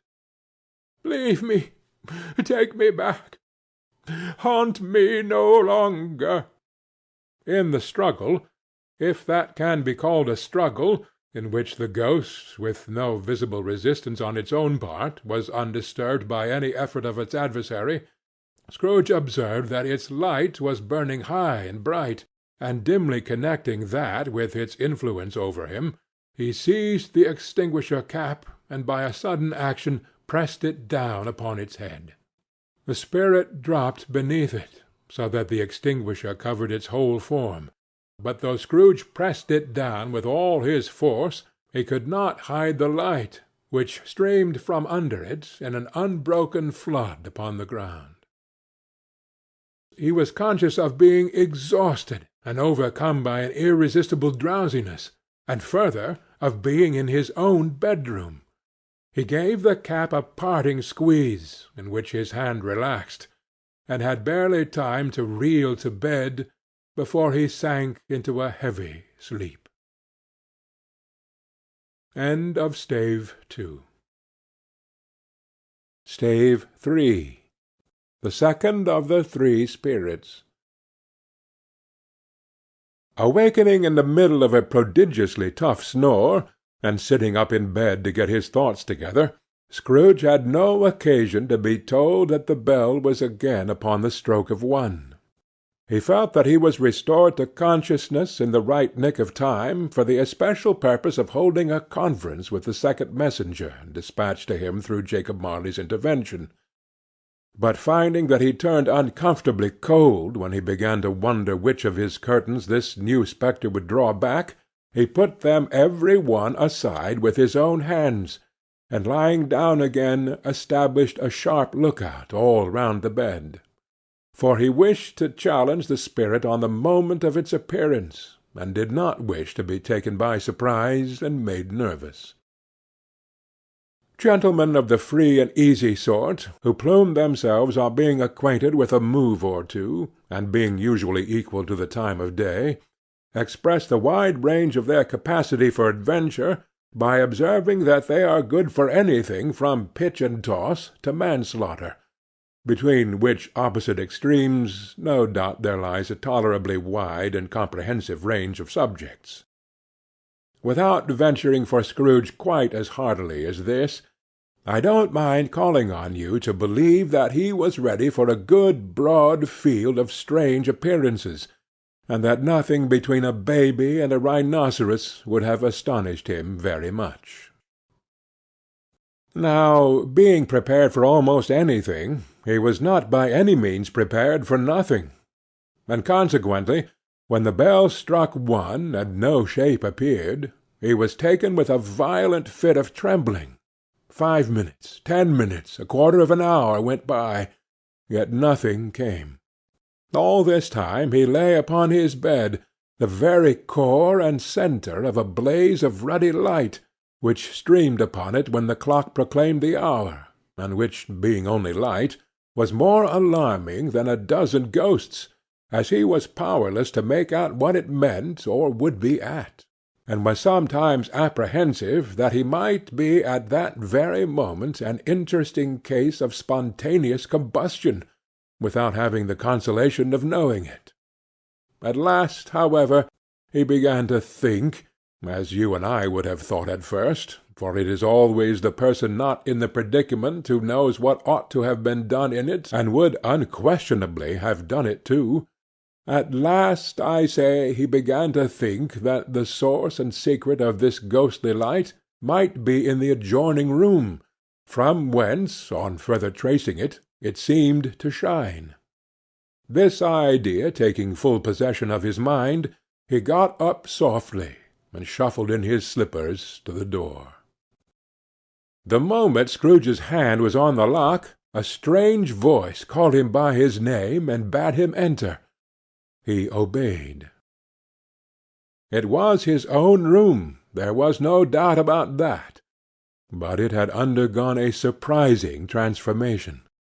The walls and ceiling were so hung with living green that it looked like a perfect grove, from every part of which bright gleaming berries glistened. The crisp leaves of holly, mistletoe, and ivy reflected back the light, as if so many little mirrors had been scattered there, and such a mighty blaze went roaring up the chimney, as that dull petrification of a hearth had never known in Scrooge's time, or Marley's, or for many and many a winter season gone. Heaped up on the floor, to form a kind of throne, were turkeys, geese, game, poultry, brawn, great joints of meat, sucking pigs, long wreaths of sausages, mince pies, plum puddings, barrels of oysters, red-hot chestnuts, cherry-cheeked apples, juicy oranges, luscious pears, immense twelfth cakes, and seething bowls of punch that made the chamber dim with their delicious steam. In easy state upon this couch there sat a jolly giant, glorious to see, who bore a glowing torch, in shape not unlike Plenty's horn, and held it up, high up, to shed its light on Scrooge, as he came peeping round the door. "Come in!" exclaimed the ghost. "Come in, and know me better, man." Scrooge entered timidly, and hung his head before this spirit. He was not the dogged Scrooge he had been, and though the spirit's eyes were clear and kind, he did not like to meet them. "I am the ghost of Christmas Present," said the spirit. "Look upon me." Scrooge reverently did so. It was clothed in one simple green robe, or mantle, bordered with white fur. This garment hung so loosely on the figure that its capacious breast was bare, as if disdaining to be warded or concealed by any artifice. Its feet, observable beneath the ample folds of the garment, were also bare, and on its head it wore no other covering than a holly wreath, set here and there with shining icicles. Its dark brown curls were long and free as its genial face, its sparkling eye, its open hand, its cheery voice, its unconstrained demeanour, and its joyful air. Girded round its middle was an antique scabbard, but no sword was in it, and the ancient sheath was eaten up with rust. "You have never seen the like of me before," exclaimed the spirit. "Never," Scrooge made answer to it. "Have never walked forth with the younger members of my family? Meaning, for I am very young, my elder brothers born in these later years?" pursued the phantom. "I don't think I have," said Scrooge. "I am afraid I have not. Have you had many brothers, spirit?" "More than 1800, said the ghost. "Oh, a tremendous family to provide for," muttered Scrooge. The ghost of Christmas Present rose. "Spirit," said Scrooge submissively, "conduct me where you will. I went forth last night on compulsion, and I learnt a lesson which is working now. To-night, if you have aught to teach me, let me profit by it." "Touch my robe." Scrooge did as he was told, and held it fast. Holly, mistletoe, red berries, ivy, turkeys, geese, game, poultry, brawn, meat, pigs, sausages, oysters, pies, puddings, fruit, and punch, all vanished instantly. So did the room, the fire, the ruddy glow, the hour of night, and they stood in the city streets on Christmas morning, where, for the weather was severe, the people made a rough but brisk and not unpleasant kind of music in scraping the snow from the pavement in front of their dwellings, and from the tops of their houses, whence it was mad delight to the boys to see it come plumping down into the road below, and splitting into artificial little snowstorms. The house-fronts looked black enough, and the windows blacker, contrasting with the smooth white sheet of snow upon the roofs, and with the dirtier snow upon the ground, which last deposit had been ploughed up in deep furrows by the heavy wheels of carts and wagons, furrows that crossed and recrossed each other hundreds of times, where the great streets branched off and made intricate channels, hard to trace in the thick yellow and icy water. The sky was gloomy, and the shortest streets were choked up with a dingy mist, half thawed, half frozen, whose heavier particles descended in a shower of sooty atoms, as if all the chimneys in Great Britain had by one consent caught fire, and were blazing away to their dear hearts' content. There was nothing very cheerful in the climate or the town, and yet there was an air of cheerfulness abroad that the clearest summer air and the brightest summer sun might have endeavoured to diffuse in vain.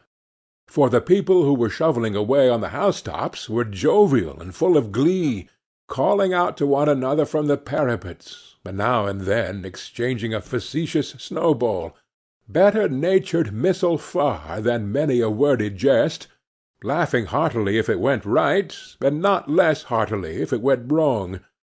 The poulterers' shops were still half open, and the fruiterers were radiant in their glory. There were great round pot-bellied baskets of chestnuts, shaped like the waistcoats of jolly old gentlemen, lolling at the doors and tumbling out into the street in their apoplectic opulence. There were ruddy, brown-faced, broad-girthed Spanish onions, shining in the fatness of their growth like Spanish friars, and winking from their shelves in wanton slyness at the girls as they went by and glanced demurely at the hung-up mistletoe. There were pears and apples clustered high in blooming pyramids. There were bunches of grapes, made, in the shopkeeper's benevolence, to dangle from conspicuous hooks, that people's mouths might water gratis as they passed. There were piles of filberts, mossy and brown, recalling, in their fragrance, ancient walks among the woods, and pleasant shufflings ankle-deep through withered leaves. There were Norfolk biffins, squat and swarthy, setting off the yellow of the oranges and lemons, and in the great compactness of their juicy persons, urgently entreating and beseeching to be carried home in paper bags and eaten after dinner. The very gold and silver fish set forth among these choice fruits in a bowl, though members of a dull and stagnant-blooded race, appeared to know that there was something going on, and to a fish went gasping round and round their little world in slow and passionless excitement. The grocers! Oh, the grocers! Nearly closed, with perhaps 2 shutters down, or 1, but through these gaps such glimpses! It was not alone that the scales descending on the counter made a merry sound, or that the twine and roller parted company so briskly, or that the canisters were rattled up and down like juggling tricks, or even that the blended scents of tea and coffee were so grateful to the nose, or even that the raisins were so plentiful and rare, the almonds so extremely white, the sticks of cinnamon so long and straight, the other spices so delicious, the candied fruits so caked and spotted with molten sugar, as to make the coldest lookers-on feel faint, and subsequently bilious. Nor was it that the figs were moist and pulpy, or that the French plums blushed in modest tartness from their highly decorated boxes, or that everything was good to eat and in its Christmas dress. But the customers were all so hurried and so eager in their hopeful promise of the day, that they tumbled up against each other at the door, crashing their wicker baskets wildly, and left their purchases upon the counter, and came running back to fetch them, and committed hundreds of like mistakes in the best humour possible, while the grocer and his people were so frank and fresh that the polished hearts with which they fastened their aprons behind might have been their own, worn outside for general inspection, and for Christmas daws to peck at, if they chose. But soon the steeples called good people all to church and chapel, and away they came, flocking through the streets in their best clothes and with their gayest faces, and at the same time there emerged from scores of by-streets, lanes, and nameless turnings innumerable people, carrying their dinners to the bakers' shops. The sight of these poor revellers appeared to interest the spirit very much, for he stood with Scrooge beside him in a baker's doorway, and taking off the covers as their bearers passed, sprinkled incense on their dinners from his torch. And it was a very uncommon kind of torch, for once or twice, when there were angry words between some dinner-carriers who had jostled each other, he shed a few drops of water on them from it, and their good humour was restored directly. For they said it was a shame to quarrel upon Christmas Day, and so it was. God love it, so it was. In time the bells ceased, and the bakers were shut up, and yet there was a genial shadowing forth of all these dinners, and the progress of their cooking, in the thawed blotch of wet above each baker's oven, where the pavement smoked as if its stones were cooking too. "Is there a peculiar flavour in what you sprinkle from your torch?" asked Scrooge. "There is. My own." "Would it apply to any kind of dinner on this day?" asked Scrooge. "To any kindly given. To a poor one most." "Why to a poor one most?" asked Scrooge. "Because it needs it most." "Spirit," said Scrooge, after a moment's thought, "I wonder you, of all the beings in the many worlds about us, should desire to cramp these people's opportunities of innocent enjoyment." "I?" cried the spirit. "You would deprive them of their means of dining every 7th day, often the only day on which they can be said to dine at all," said Scrooge. "Wouldn't you?" "I?" cried the spirit. "You seek to close these places on the 7th day," said Scrooge, "and it comes to the same thing." "I seek?" exclaimed the spirit. "Forgive me if I am wrong. It has been done in your name, or at least in that of your family," said Scrooge. "There are some upon this earth of yours," returned the spirit, "who lay claim to know us, and who do their deeds of passion, pride, ill-will, hatred, envy, bigotry, and selfishness in our name, who are as strange to us and all our kith and kin as if they had never lived. Remember that, and charge their doings on themselves, not us."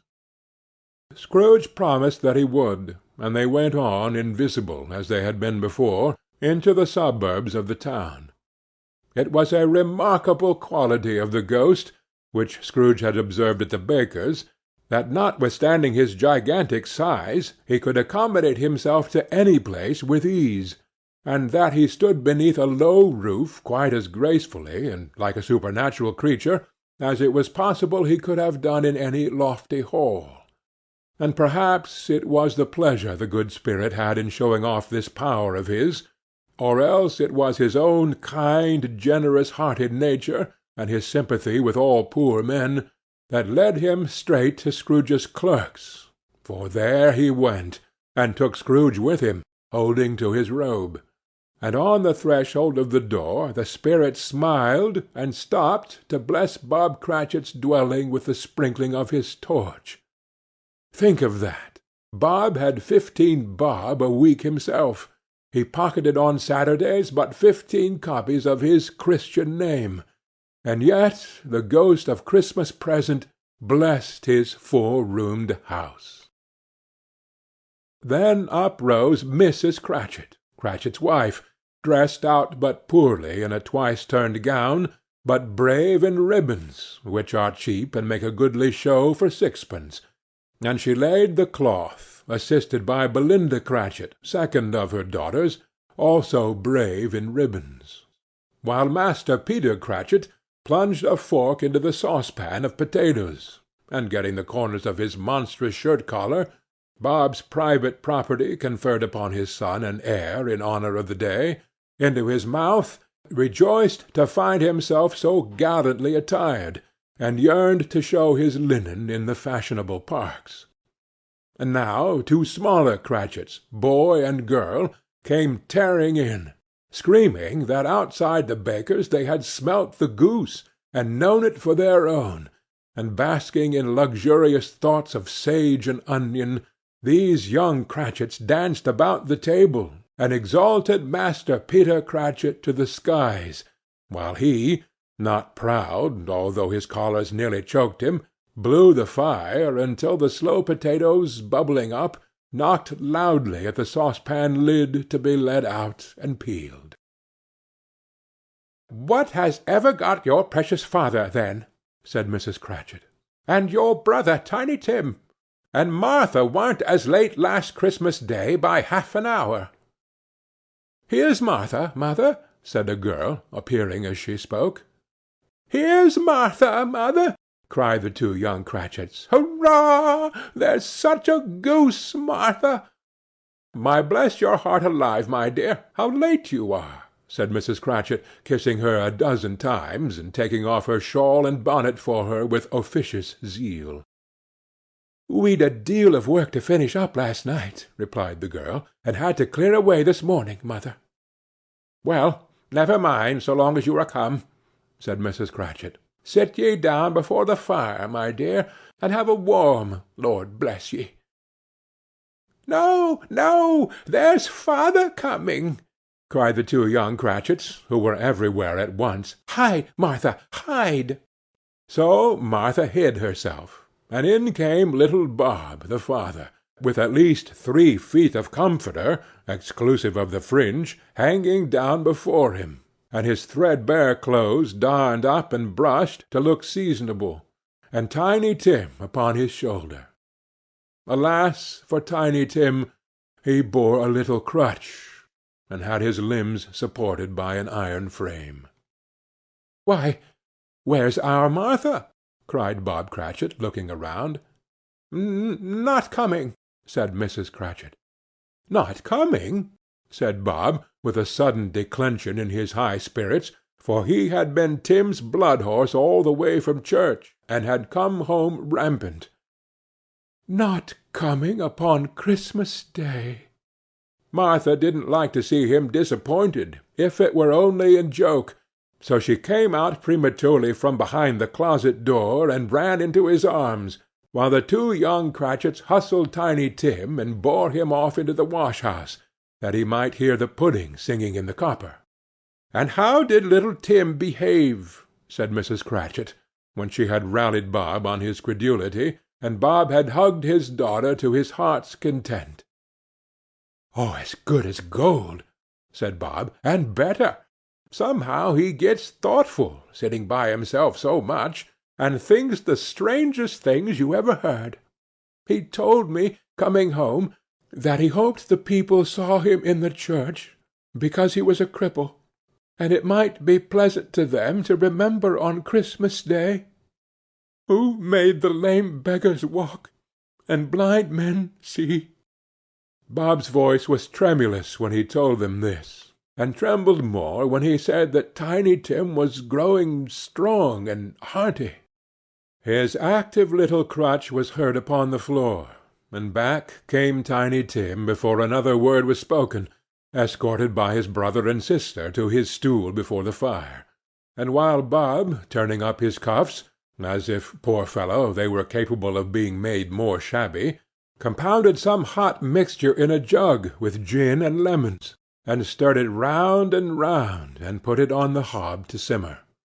Master Peter and the two ubiquitous young Cratchits went to fetch the goose, with which they soon returned in high procession. Such a bustle ensued that you might have thought a goose the rarest of all birds, a feathered phenomenon, to which a black swan was a matter of course. And in truth it was something very like it in that house. Mrs. Cratchit made the gravy, ready beforehand in a little saucepan, hissing hot. Master Peter mashed the potatoes with incredible vigor.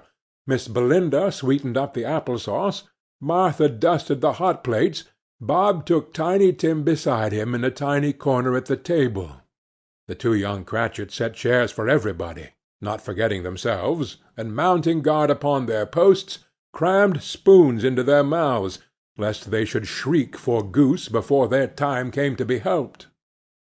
At last the dishes were set on, and grace was said. It was succeeded by a breathless pause, as Mrs. Cratchit, looking slowly all along the carving-knife, prepared to plunge it in the breast. But when she did, and when the long-expected gush of stuffing issued forth, one murmur of delight arose all round the board, and even Tiny Tim, excited by the two young Cratchits, beat on the table with the handle of his knife, and feebly cried, "Hurrah!" There was never such a goose. Bob said he didn't believe there ever was such a goose cooked. Its tenderness and flavour, size and cheapness, were the themes of universal admiration. Eked out by apple-sauce and mashed potatoes, it was a sufficient dinner for the whole family. Indeed, as Mrs. Cratchit said with great delight, surveying one small atom of a bone upon the dish, they hadn't ate it all at last. Yet every one had had enough, and the youngest Cratchits in particular were steeped in sage and onion to the eyebrows.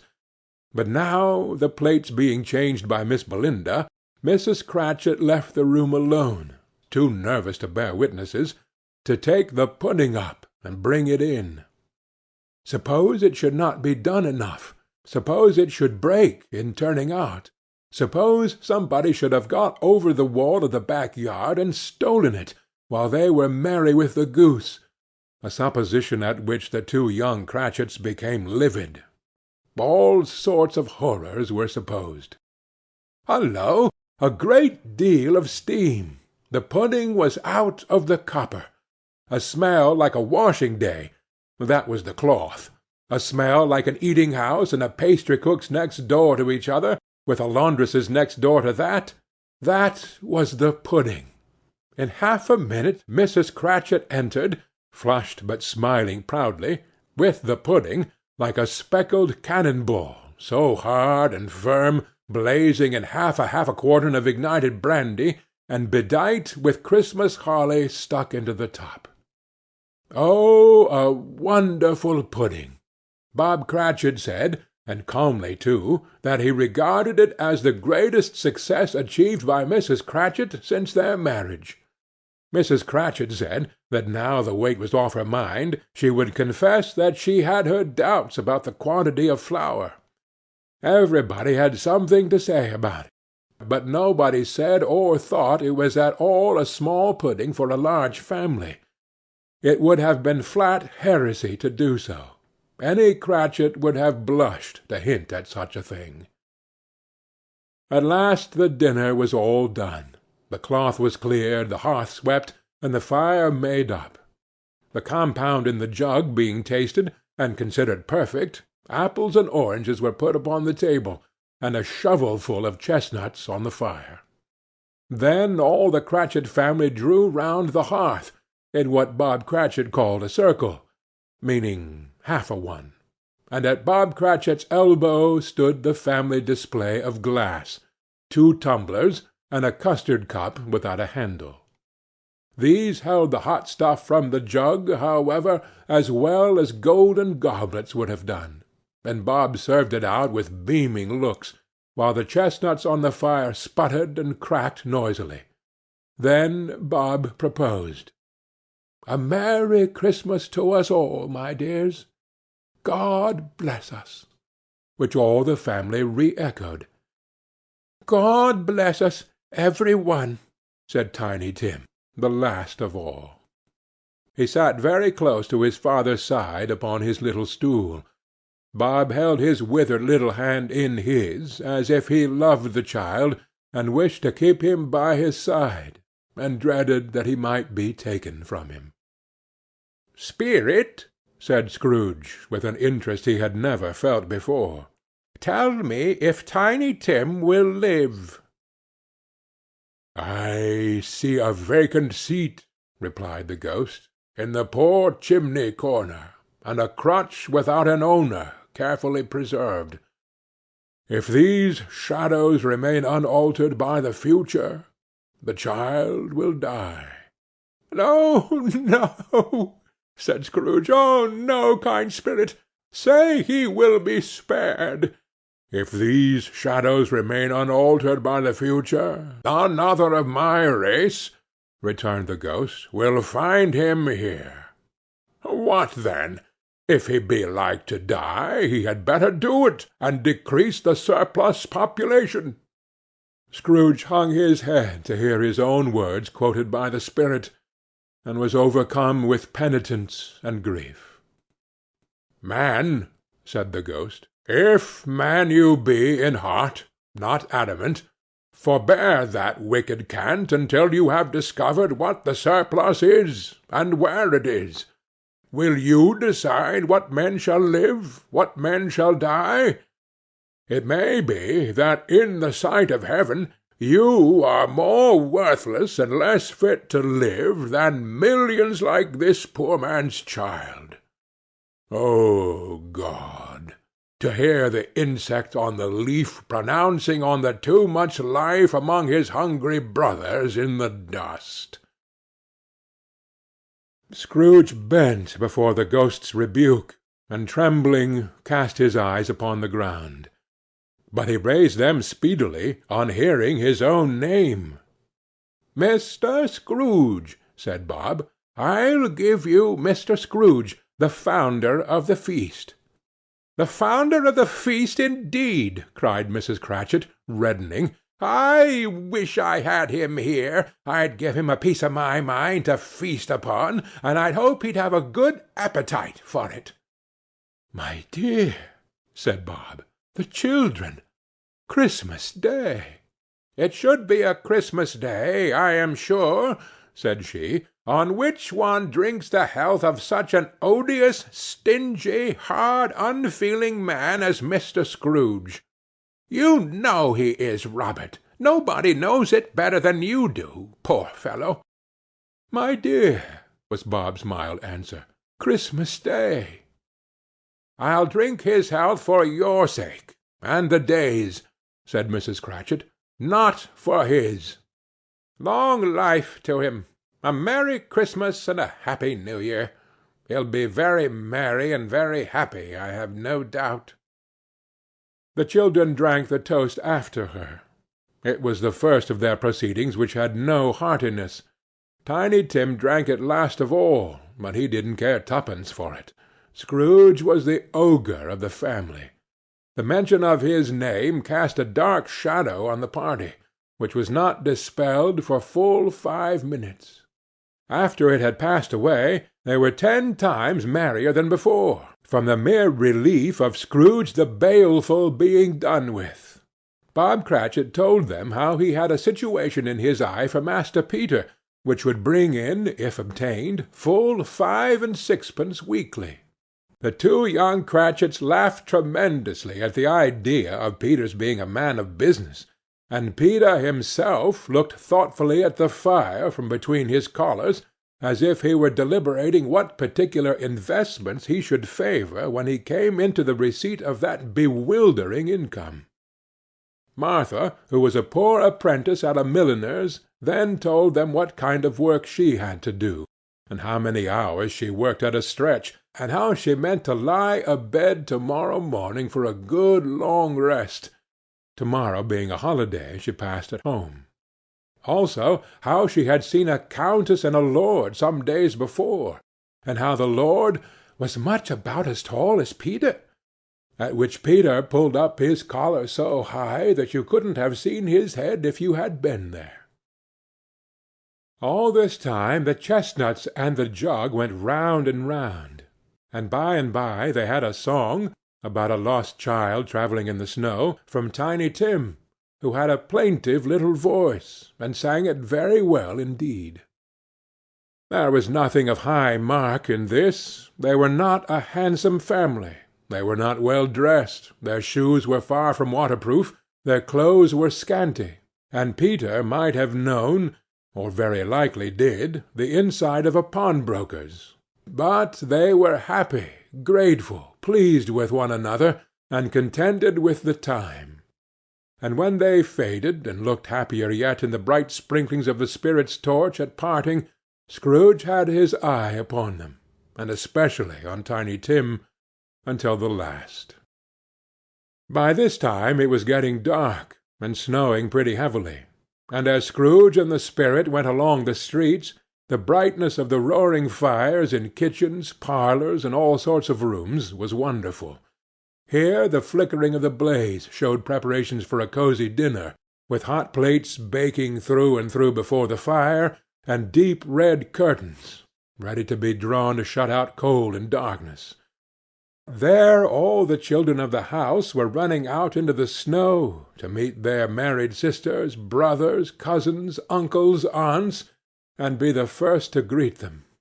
Here, again, were shadows on the window blind of guests assembling, and there a group of handsome girls, all hooded and fur-booted, and all chattering at once, tripped lightly off to some near neighbour's house, where, woe upon the single man who saw them enter, artful witches well they knew it, in a glow.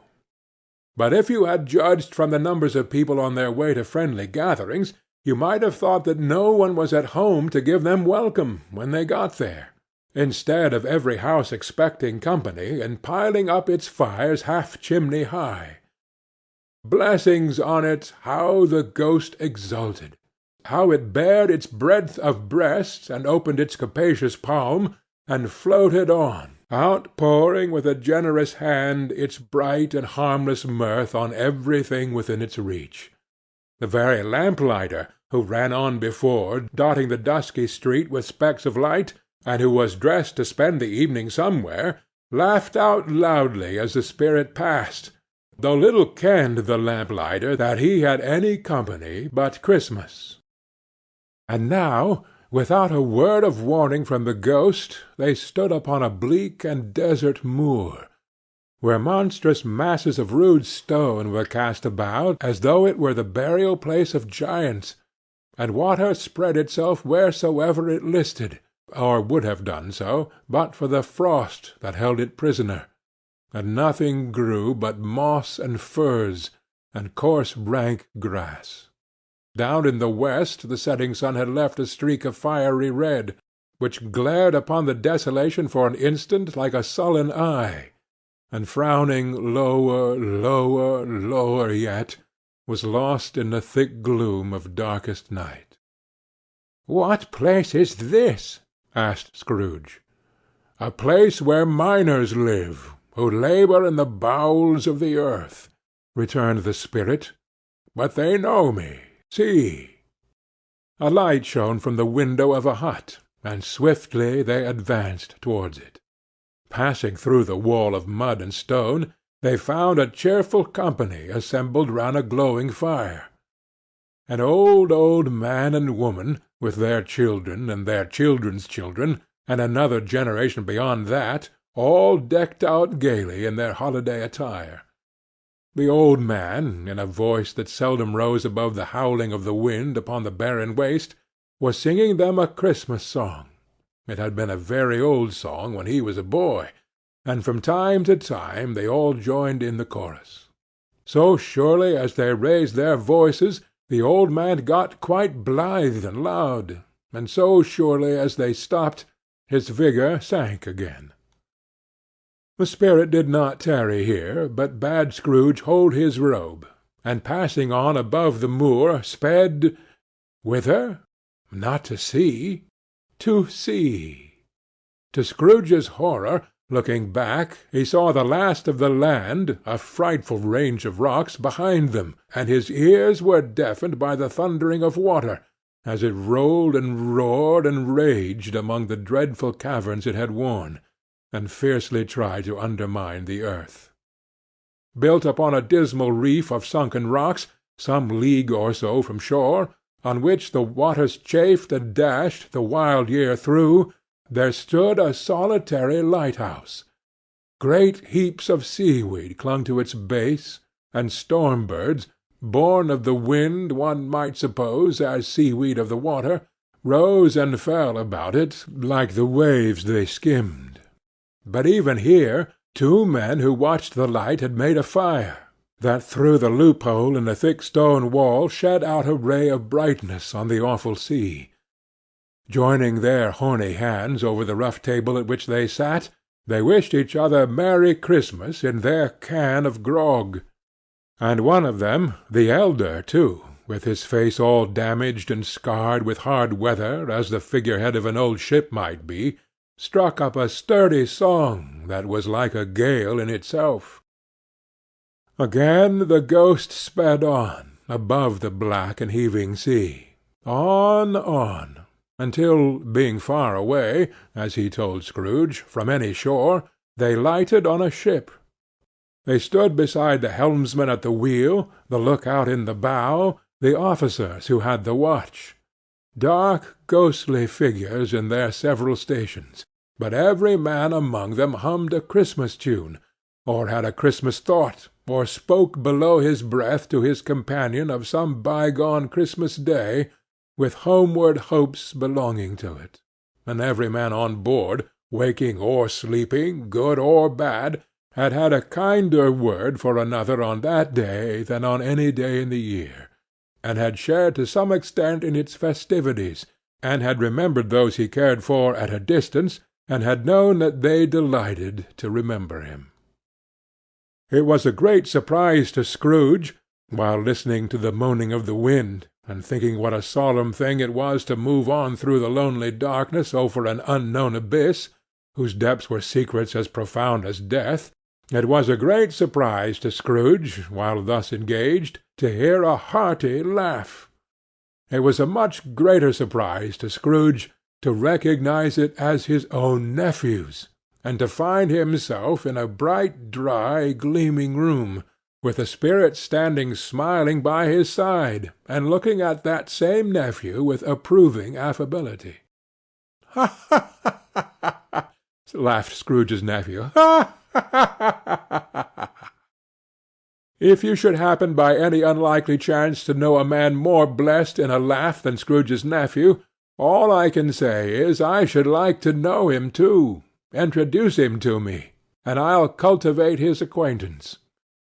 It is a fair, even-handed, noble adjustment of things, that while there is infection and disease and sorrow, there is nothing in the world so irresistibly contagious as laughter and good humour. When Scrooge's nephew laughed in his way, holding his sides, rolling his head, and twisting his face into the most extravagant contortions, Scrooge's niece, by marriage, laughed as heartily as he, and their assembled friends, being not a bit behindhand, roared out lustily, "Ha, ha, ha, ha, ha! He said that Christmas was a humbug, as I live!" cried Scrooge's nephew. "He believed it, too." "More shame for him, Fred," said Scrooge's niece, indignantly. "Bless those women, they never do anything by halves. They are always in earnest." She was very pretty, exceedingly pretty, with a dimpled, surprised-looking, capital face, a ripe little mouth that seemed made to be kissed, as no doubt it was, all kinds of good little dots about her chin that melted into one another when she laughed, and the sunniest pair of eyes you ever saw in any little creature's head. Altogether she was what you would have called provoking, you know, but satisfactory too. Oh, perfectly satisfactory. "He's a comical old fellow," said Scrooge's nephew. "That's the truth, and not so pleasant as he might be. However, his offences carry their own punishment, and I have nothing to say against him." "I'm sure he's very rich, Fred," hinted Scrooge's niece. "At least you always tell me so." "What of that, my dear?" said Scrooge's nephew. "His wealth is of no use to him. He don't do any good with it. He don't make himself comfortable with it. He hasn't the satisfaction of thinking that he is ever going to benefit us with it." "I have no patience with him," observed Scrooge's niece. Scrooge's niece's sisters, and all the other ladies, expressed the same opinion. "Oh, I have," said Scrooge's nephew. "I am sorry for him. I couldn't be angry with him if I tried. Who suffers by his ill whims? Himself, always. Here he takes it into his head to dislike us, and he won't come and dine with us. What's the consequence? He don't lose much of a dinner." "Indeed, I think he loses a very good dinner," interrupted Scrooge's niece. Everybody else said the same, and they must be allowed to have been competent judges, because they had just had dinner, and, with the dessert upon the table, were clustered round the fire by lamplight. "Well, I'm very glad to hear it," said Scrooge's nephew, "because I haven't great faith in these young housekeepers. What do you say, Topper?" Topper had clearly got his eye upon one of Scrooge's niece's sisters, for he answered that a bachelor was a wretched outcast, who had no right to express an opinion on the subject. Whereat Scrooge's niece's sister, the plump one with the lace tucker, not the one with the roses, blushed. "Do go on, Fred," said Scrooge's niece, clapping her hands. "He never finishes what he begins to say. He is such a ridiculous fellow." Scrooge's nephew revelled in another laugh, and as it was impossible to keep the infection off, though the plump sister tried hard to do it with aromatic vinegar, his example was unanimously followed. "I was only going to say," said Scrooge's nephew, "that the consequence of his taking a dislike to us, and not making merry with us, is, I think, that he loses some pleasant moments which could do him no harm. I am sure he loses pleasanter companions than he can find in his own thoughts, either in his mouldy old office or his dusty chambers. I mean to give him the same chance every year, whether he likes it or not, for I pity him. He may rail at Christmas till he dies, but he can't help thinking better of it, I defy him, if he finds me going there in good temper year after year, and saying, 'Uncle Scrooge, how are you?' If it only puts him in the vein to leave his poor clerk £50, that's something, and I think I shook him yesterday." It was their turn to laugh now at the notion of his shaking Scrooge, but being thoroughly good-natured, and not much caring what they laughed at, so that they laughed at any rate, he encouraged them in their merriment, and passed the bottle joyously.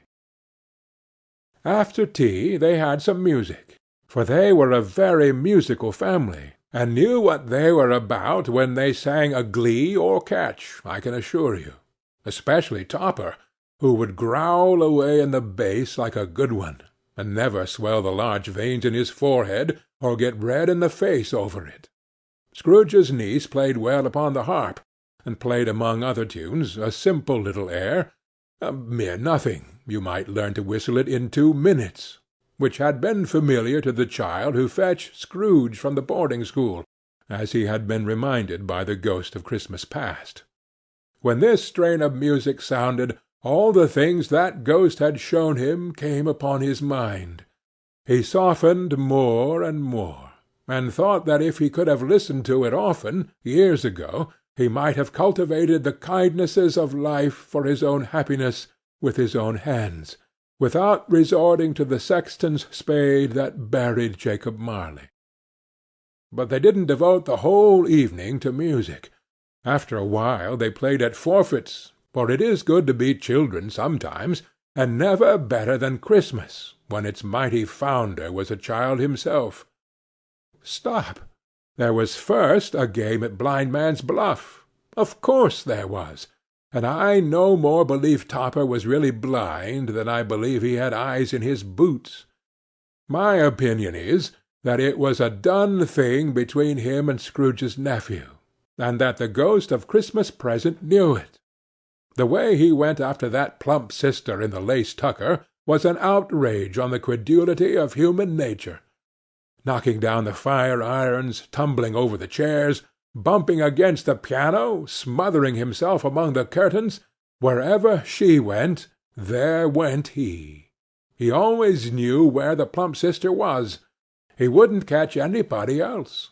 If you had fallen up against him, as some of them did, on purpose, he would have made a feint of endeavouring to seize you, which would have been an affront to your understanding, and would instantly have sidled off in the direction of the plump sister.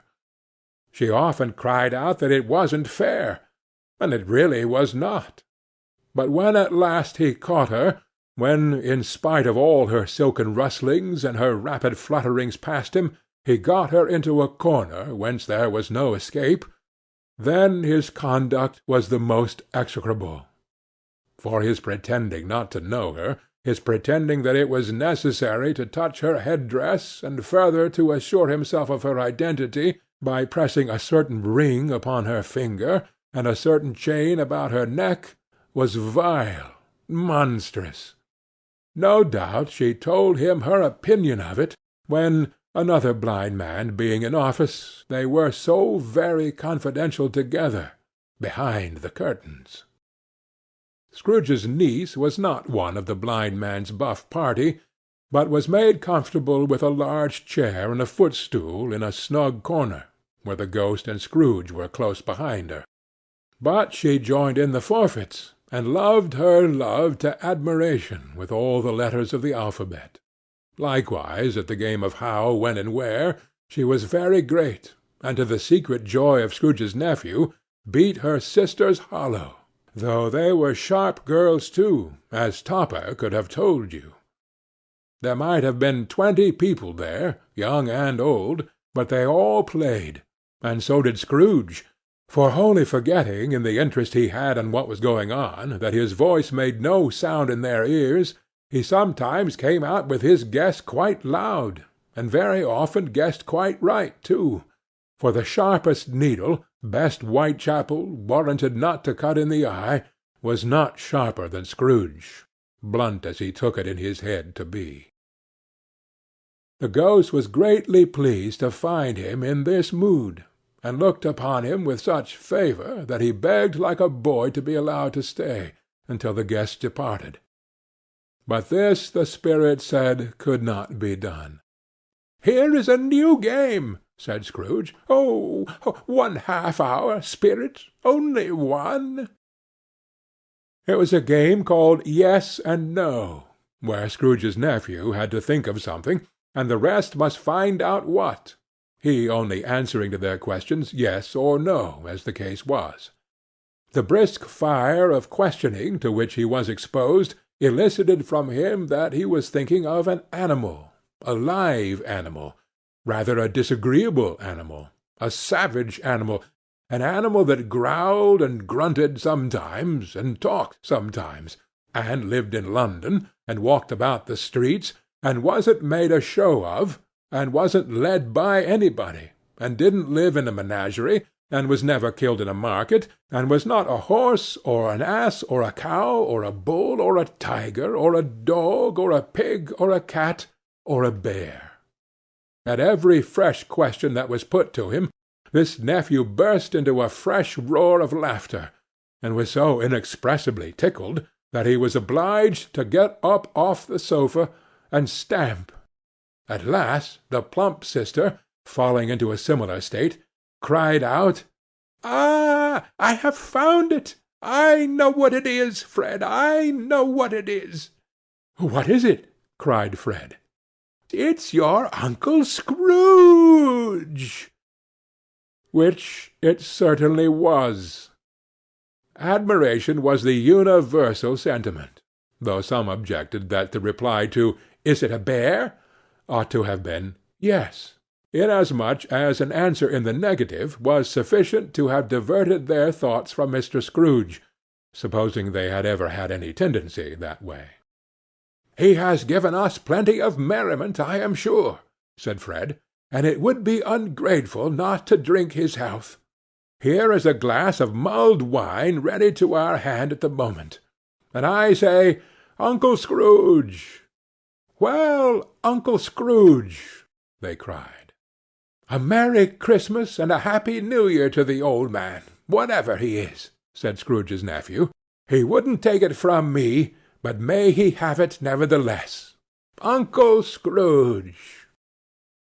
Uncle Scrooge had imperceptibly become so gay and light of heart that he would have pledged the unconscious company in return, and thanked them in an inaudible speech, if Ghost had given him time.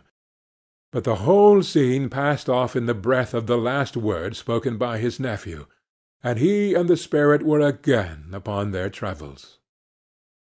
Much they saw, and far they went, and many homes they visited, but always with a happy end.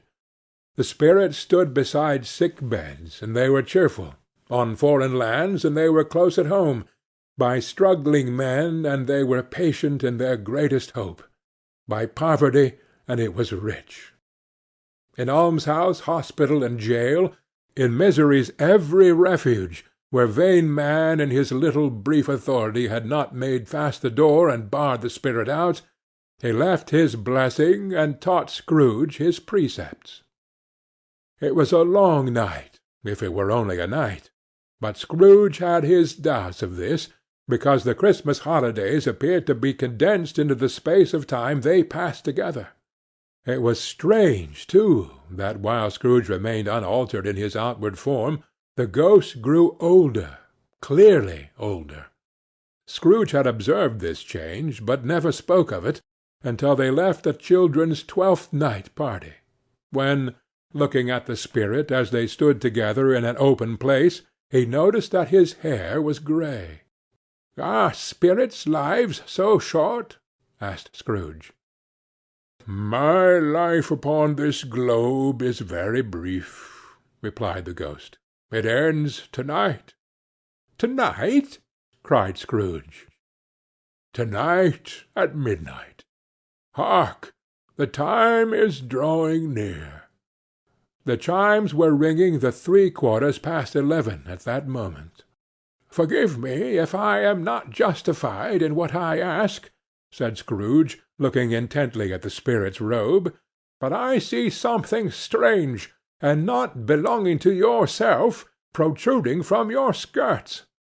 Is it a foot or a claw?"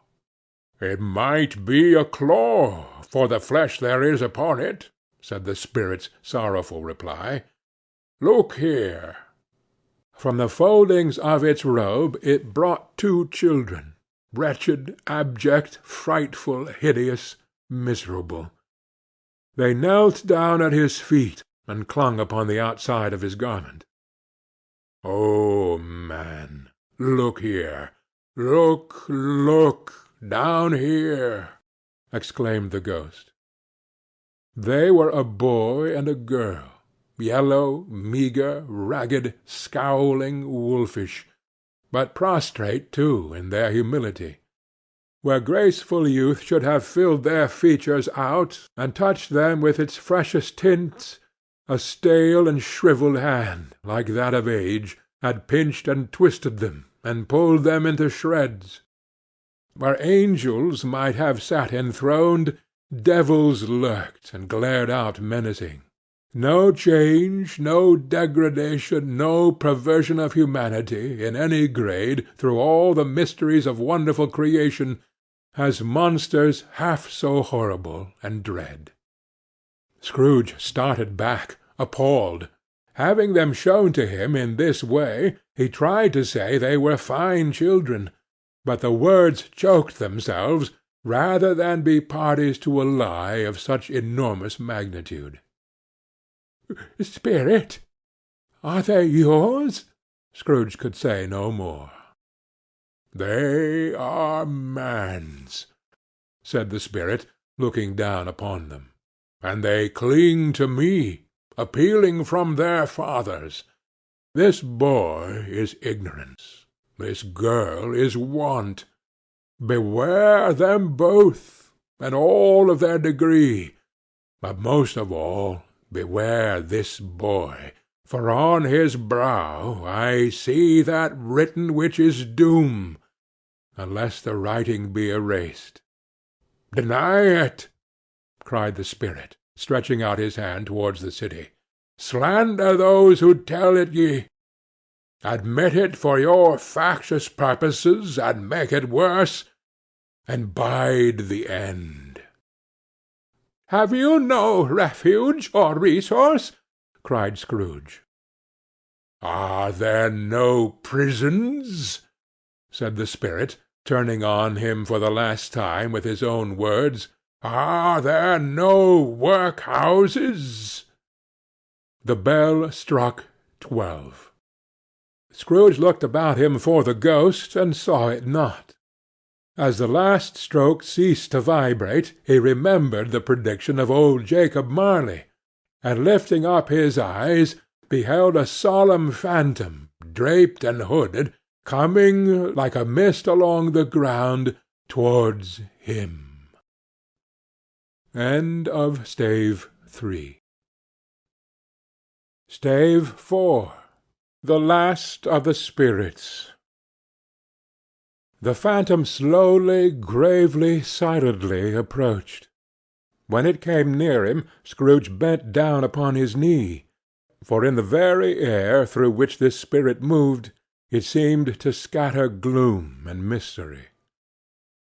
It was shrouded in a deep black garment, which concealed its head, its face, its form, and left nothing of it visible save one outstretched hand. But for this it would have been difficult to detach its figure from the night, and separate it from the darkness by which it was surrounded. He felt that it was tall and stately when it came beside him, and that its mysterious presence filled him with a solemn dread. He knew no more, for the spirit neither spoke nor moved. "I am in the presence of the ghost of Christmas yet to come," said Scrooge. The spirit answered not, but pointed onward with its hand. "You are about to show me shadows of the things that have not happened, but will happen in the time before us," Scrooge pursued. "Is that so, spirit?" The upper portion of the garment was contracted for an instant in its folds, as if the spirit had inclined its head. That was the only answer he received. Although well used to ghostly company by this time, Scrooge feared the silent shape so much that his legs trembled beneath him, and he found that he could hardly stand when he prepared to follow it. The spirit paused a moment, as observing his condition, and giving him time to recover. But Scrooge was all the worse for this. It thrilled him with a vague uncertain horror to know that behind that dusky shroud there were ghostly eyes intently fixed upon him, while he, though he stretched his own to the utmost, could see nothing but a spectral hand and one great heap of black. "Ghost of the future!" he exclaimed, "I fear you are more than any spectre I have seen. But as I know your purpose is to do me good, and as I hope to live to be another man from what I was, I am prepared to bear you company, and do it with a thankful heart. Will you not speak to me?" It gave him no reply. The hand was pointed straight before them.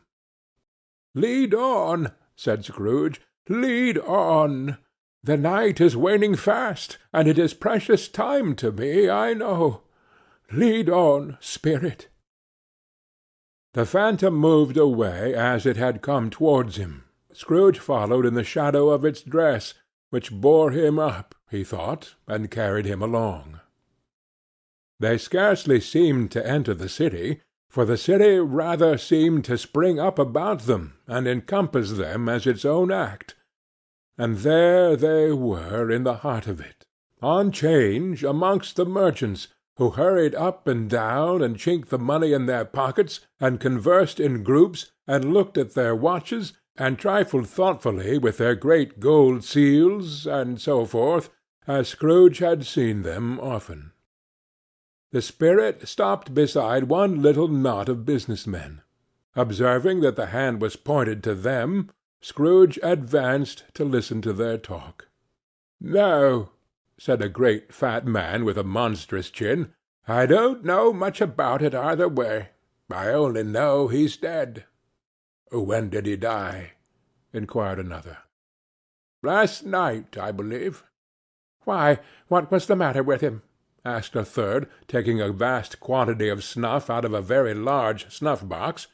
"I thought he'd never die."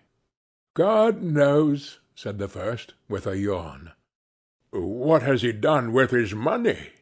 asked a red-faced gentleman with a pendulous excrescence on the end of his nose that shook like the gills of a turkey-cock. "I haven't heard," said the man with the large chin, yawning again. "Left it to his company, perhaps. He hasn't left it to me. That's all I know." The pleasantry was received with a general laugh. "It's likely to be a very cheap funeral," said the same speaker, "for upon my life I don't know of anybody to go to it. Suppose we make up a party and volunteer? I don't mind going, if a lunch is provided," observed the gentleman with the excrescence on his nose, "but I must be fed if I make one." Another laugh. "Well, I am the most disinterested among you, after all," said the first speaker, "for I never wear black gloves, and I never eat lunch. But I'll offer to go if anybody else will. When I come to think of it, I'm not at all sure that I wasn't his most particular friend, for we used to stop and speak whenever we met. Bye-bye." Speakers and listeners strolled away, and mixed with other groups. Scrooge knew the men, and looked towards the spirit for an explanation. The phantom glided on into a street. His finger pointed to two persons meeting. Scrooge listened again, thinking that the explanation might lie here. He knew these men also perfectly. They were men of business, very wealthy, and of great importance. He had made a point always of standing well in their esteem, in a business point of view, that is, strictly in a business point of view. "How are you?" said one. "How are you?" returned the other. "Well," said the first, "Old Scratch has got his own at last, eh?" "So I am told," returned the second. "Cold, isn't it? Seasonable for Christmas time. You're not a skater, I suppose?" "No, no. Something else to think of. Good morning." Not another word. That was their meeting, their conversation, and their parting. Scrooge was at first inclined to be surprised that the spirit should attach importance to conversations apparently so trivial, but feeling assured that they must have some hidden purpose, he set himself to consider what it was likely to be. They would scarcely be supposed to have any bearing on the death of Jacob, his old partner, for that was past, and this ghost's province was the future. Nor could he think of any one immediately connected with himself to whom he could apply them.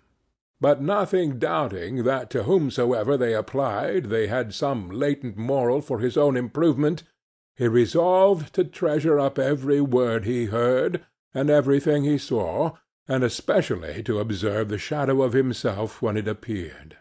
For he had an expectation that the conduct of his future self would give him the clue he missed, and would render the solution of these riddles easy. He looked about in that very place for his own image, but another man stood in his accustomed corner, and though the clock pointed to his usual time of day for being there, he saw no likeness of himself among the multitudes that poured in through the porch. It gave him little surprise, however, for he had been revolving in his mind a change of life, and thought and hoped he saw his new-born resolutions carried out in this. Quiet and dark, beside him stood the phantom, with his outstretched hand. When he roused himself from his thoughtful quest, he fancied from the turn of the hand, and its situation in reference to himself, that the unseen eyes were looking at him keenly. It made him shudder, and feel very old. They left the busy scene, and went into an obscure part of the town, where Scrooge had never penetrated before, although he recognized its situation and its bad repute. The ways were foul and narrow, the shops and houses wretched, the people half naked, drunken, slipshod, ugly. Alleys and archways, like so many cesspools, disgorged their offences of smell and dirt and life upon the straggling streets, and the whole quarter reeked with crime, with filth and misery.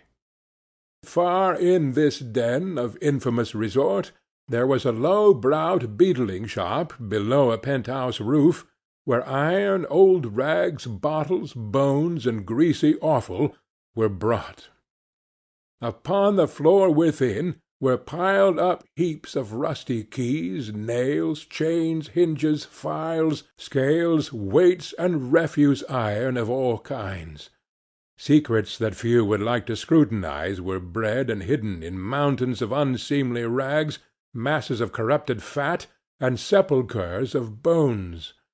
Sitting in among the wares he dealt in, by a charcoal stove made of old bricks, was a grey-haired rascal nearly 70 years of age, who had screened himself from the cold air without by a frowsy curtaining of miscellaneous tatters hung upon a line, and smoked his pipe in all the luxury of calm retirement. Scrooge and the phantom came into the presence of this man just as a woman with a heavy bundle slunk into the shop. But she had scarcely entered when another woman, similarly laden, came in too, and she was closely followed by a man in faded black, who was no less startled by the sight of them than they had been upon the recognition of each other. After a short period of blank astonishment, in which the old man with the pipe had joined them, they all three burst into a laugh. "Let the charwoman alone to be the first," cried she who had entered first. "Let the laundress alone to be the second, and let the undertaker's man alone to be the third. Look here, old Joe, here's a chance, if we haven't all three met here without meaning it." "You couldn't have met in a better place," said old Joe, removing his pipe from his mouth. "Come into the parlour. You were made free of it long ago, you know, and the other two ain't strangers. Stop till I shut the door of the shop. Ah, how it skreeks! There ain't such a rusty bit of metal in the place as its own hinges, I believe, and I'm sure there's no such old bones here as mine. We're all suitable to our calling. We're well matched. Come into the parlour. Come into the parlour." The parlour was the space between the screen of rags. The old man raked the fire together with an old stair-rod, and having trimmed his smoky lamp, for it was night, with the stem of his pipe, put it in his mouth again. While he did this, the woman who had already spoken threw her bundle on the floor, and sat down in a flaunting manner on a stool, crossing her elbows on her knees, and looking with a bold defiance at the other two. "What odds, then? What odds, Mrs. Dilber?" said the woman. "Every person has a right to take care of themselves. He always did." "That's true, indeed," said the laundress. "No man more so." "Why, then, don't stand staring as if you was afraid, woman. Who's the wiser? We're not going to pick holes in each other's coats, I suppose." "No, indeed," said Mrs. Dilber and the man together. "We should hope not." "Very well, then," cried the woman. "That's enough. Who's the worse for the loss of a few things like these? Not a dead man, I suppose?" "No, indeed," said Mrs. Dilber. "If he wanted to keep 'em after he was dead, a wicked old screw," pursued the woman, "why, wasn't he natural in his lifetime?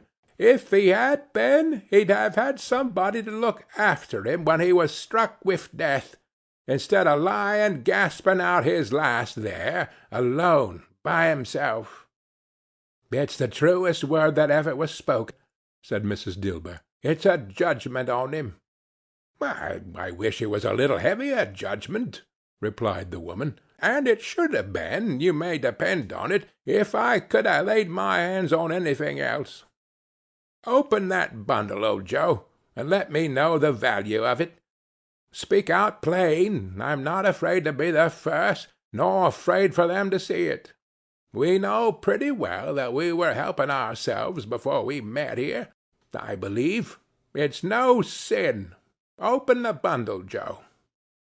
But the gallantry of her friends would not allow of this, and the man in faded black, mounting the breach first, produced his plunder.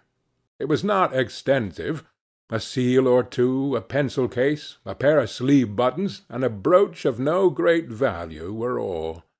They were severally examined and appraised by old Joe, who chalked the sums he was disposed to give for each upon the wall, and added them up into a total when he found there was nothing more to come. "That's your account," said Joe, "and I wouldn't give another sixpence if I was to be boiled for not doing it. Who's next?" Mrs. Dilber was next. Sheets and towels, a little wearing apparel, 2 old-fashioned silver teaspoons, a pair of sugar tongs, and a few boots. Her account was stated on the wall in the same manner. "I always give too much to ladies. It's a weakness of mine, and that's the way I ruin myself," said old Joe. "That's your account. If you asked me for another penny, and made it an open question, I'd repent of being so liberal and knock off half-a-crown." "And now undo my bundle, Joe," said the first woman. Joe went down on his knees for the greater convenience of opening it, and having unfastened a great many knots, dragged out a large and heavy roll of some dark stuff. "What do you call this?" said Joe. "Bed curtains?" "Ah!" returned the woman, laughing and leaning forward on her crossed arms. "Ha, ha, ha! Bed curtains! You don't mean to say you took 'em down, rings and all, with him lying there?" said Joe. "Yes, I do," replied the woman. "Why not?"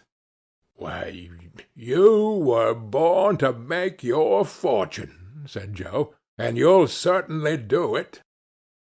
"I certainly shan't hold my hand, when I can get anything in it by reaching out, for the sake of such a man as he was, I promise you, Joe," returned the woman coolly. "Don't drop that oil upon the blankets, now." "His blankets?" asked Joe. "Who else's do you think?" replied the woman. "He isn't likely to take cold without 'em, I dare say."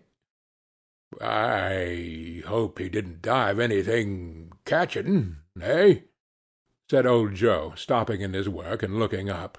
"Don't you be afraid of that," returned the woman.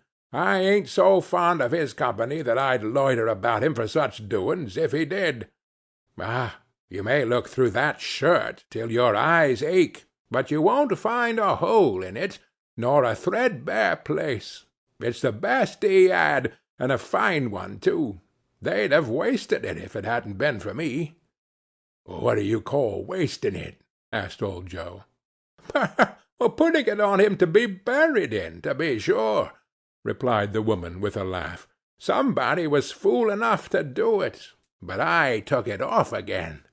If calico ain't good enough for such a purpose, it isn't good enough for anything. It's quite as becoming to the body. He can't look uglier than he did in that one." Scrooge listened to this dialogue in horror. As they sat grouped about their spoil in the scanty light afforded by the old man's lamp, he viewed them with a detestation and disgust which could hardly have been greater, though they had been obscene demons marketing the corpse itself. "Ha, ha, ha!" laughed the same woman, when old Joe, producing a flannel bag with money in it, told out their several gains upon the ground. "This is the end of it, you see. He frightened every one away from him when he was alive, to profit us when he was dead. Ha, ha, ha, ha!" "Spirit," said Scrooge, shuddering from head to foot, I see. The case of this unhappy man might be my own. My life tends that way now. Merciful heaven! What is this?" He recoiled in terror, for the scene had changed, and now he almost touched a bed, a bare uncurtained bed, on which, beneath a ragged sheet, there lay a something covered up, which, though it was dumb, announced itself in awful language. The room was very dark, too dark to be observed with any accuracy, though Scrooge glanced round it in obedience to a secret impulse, anxious to know what kind of room it was. A pale light, rising in the outer air, fell straight upon the bed, and on it, plundered and bereft, unwatched, unwept, uncared for, was the body of this man. Scrooge glanced towards the phantom. Its steady hand was pointed to the head. The cover was so carelessly adjusted that the slightest raising of it, the motion of a finger upon Scrooge's part, would have disclosed the face. He thought of it, felt how easy it would be to do, and longed to do it, but had no more power to withdraw the veil than to dismiss the spectre at his side. O cold, cold, rigid, dreadful death, set up thine altar here, and dress it with such terrors as thou hast at thy command, for this is thy dominion. But of the loved, revered, and honoured head thou canst not turn one hair to thy dread purposes, and make one feature odious. It is not that the hand is heavy, and will fall down when released. It is not that the heart and pulse are still, but that the hand was open, generous, and true, the heart brave, warm, and tender, and the pulse a man's. Strike, Shadow, strike, and see his good deeds springing from the wound to sow the world with life immortal. No voice pronounced these words in Scrooge's ears, and yet he heard them when he looked upon the bed. He thought if this man could be raised up now, what would be his foremost thoughts? Avarice, hard-dealing, griping cares? They have brought him a rich end, truly. He lay in the dark, empty house, with not a man, a woman, or a child to say that he was kind to me in this or that, and for the memory of one kind word I will be kind to him. A cat was tearing at the door, and there was a sound of gnawing rats beneath the hearthstone. What they wanted in the room of death, and why they were so restless and disturbed, Scrooge did not dare to think. "Spirit," he said, "this is a fearful place. In leaving it, I shall not leave its lesson. Trust me. Let us go." Still the ghost pointed with an unmoved finger to the head. "I understand you," Scrooge returned, "and I would do it if I could. But I have not the power, Spirit. I have not the power." Again it seemed to look upon him.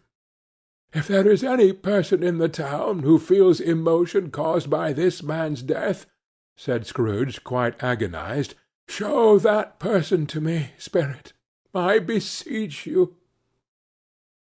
The phantom spread its dark robe before him for a moment like a wing, and withdrawing it revealed a room by daylight, where a mother and her children were. She was expecting some one, and with anxious eagerness, for she walked up and down the room, started at every sound, looked out from the window, glanced at the clock, tried but in vain to work with her needle, and could hardly bear the voices of the children in their play. At length the long-expected knock was heard. She hurried to the door and met her husband, a man whose face was careworn and depressed, though he was young. There was a remarkable expression in it now, a kind of serious delight of which he felt ashamed, and which he struggled to repress. He sat down to the dinner that had been hoarding for him by the fire, and when she asked him faintly what news, which was not until after a long silence, he appeared embarrassed how to answer. "Is it good," she said, "or bad?" to help him. "Bad," he answered. "We are quite ruined?" "No, there is hope yet, Caroline." "If he relents," she said, amazed, "there is? Nothing is past hope, if such a miracle has happened." "He is past relenting," said her husband. "He is dead."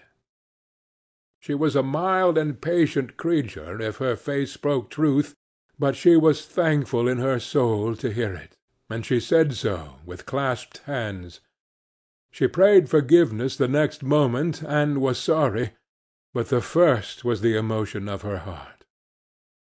What the half-drunken woman whom I told you of last night said to me, when I tried to see him and obtain a week's delay, and what I thought was a mere excuse to avoid me, turns out to have been quite true. He was not only very ill, but dying then. To whom will our debt be transferred?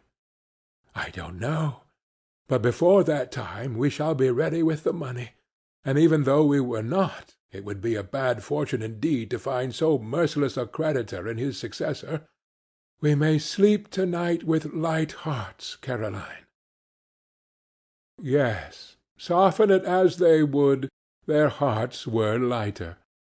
The children's faces, hushed and clustered round to hear what they so little understood, were brighter, and it was a happier house for this man's death.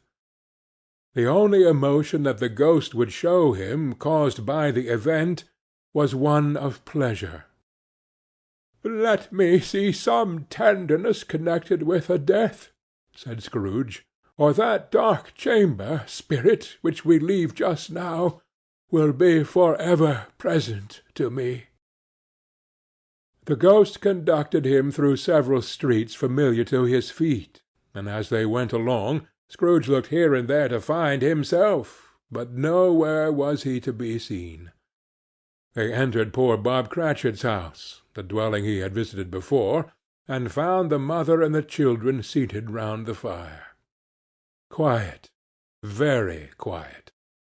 The noisy little Cratchits were as still as statues in one corner, and sat looking up at Peter, who had a book before him.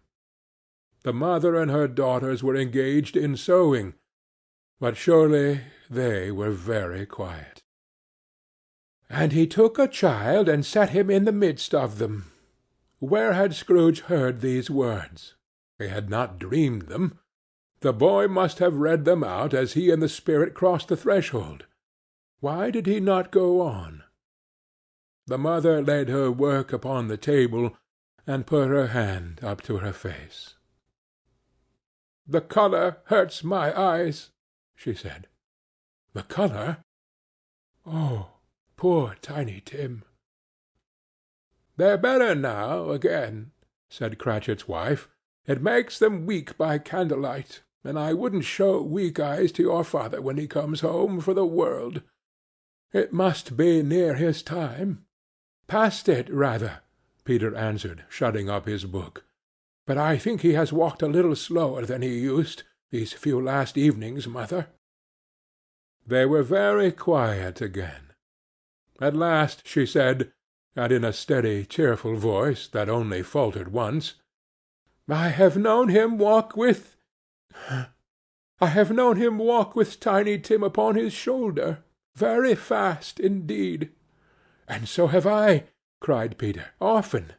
"And so have I," explained another. So had all. "But he was very light to carry," she resumed, intent upon her work, "and his father loved him, so it was no trouble, no trouble. Ah, and there is your father at the door." She hurried out to meet him, and little Bob, in his comforter, he had need of it, poor fellow, came in. His tea was ready for him on the hob, and they all tried who should help him to it most. Then the two young Cratchits got upon his knees, and laid, each child a little cheek, against his face, as if they said, "Don't mind it, father. Don't be grieved." Bob was very cheerful with them, and spoke pleasantly to all the family. He looked at the work upon the table, and praised the industry and speed of Mrs. Cratchit and the girls.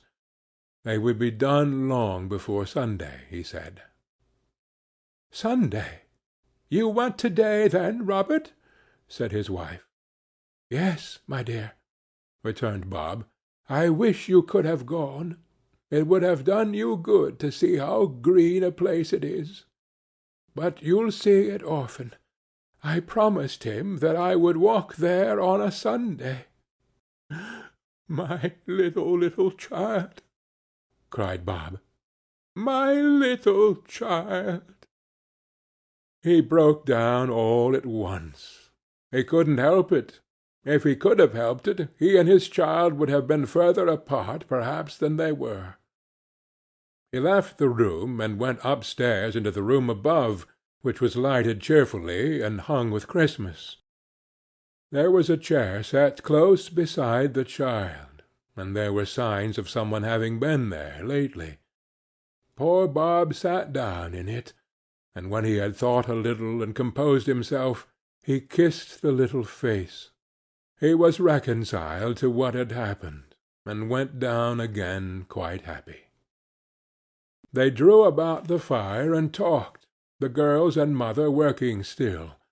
Bob told them of the extraordinary kindness of Mr. Scrooge's nephew, whom he had scarcely seen but once, and who, meeting him in the street that day, and seeing that he looked "just a little down, you know," said Bob, inquired what had happened to distress him.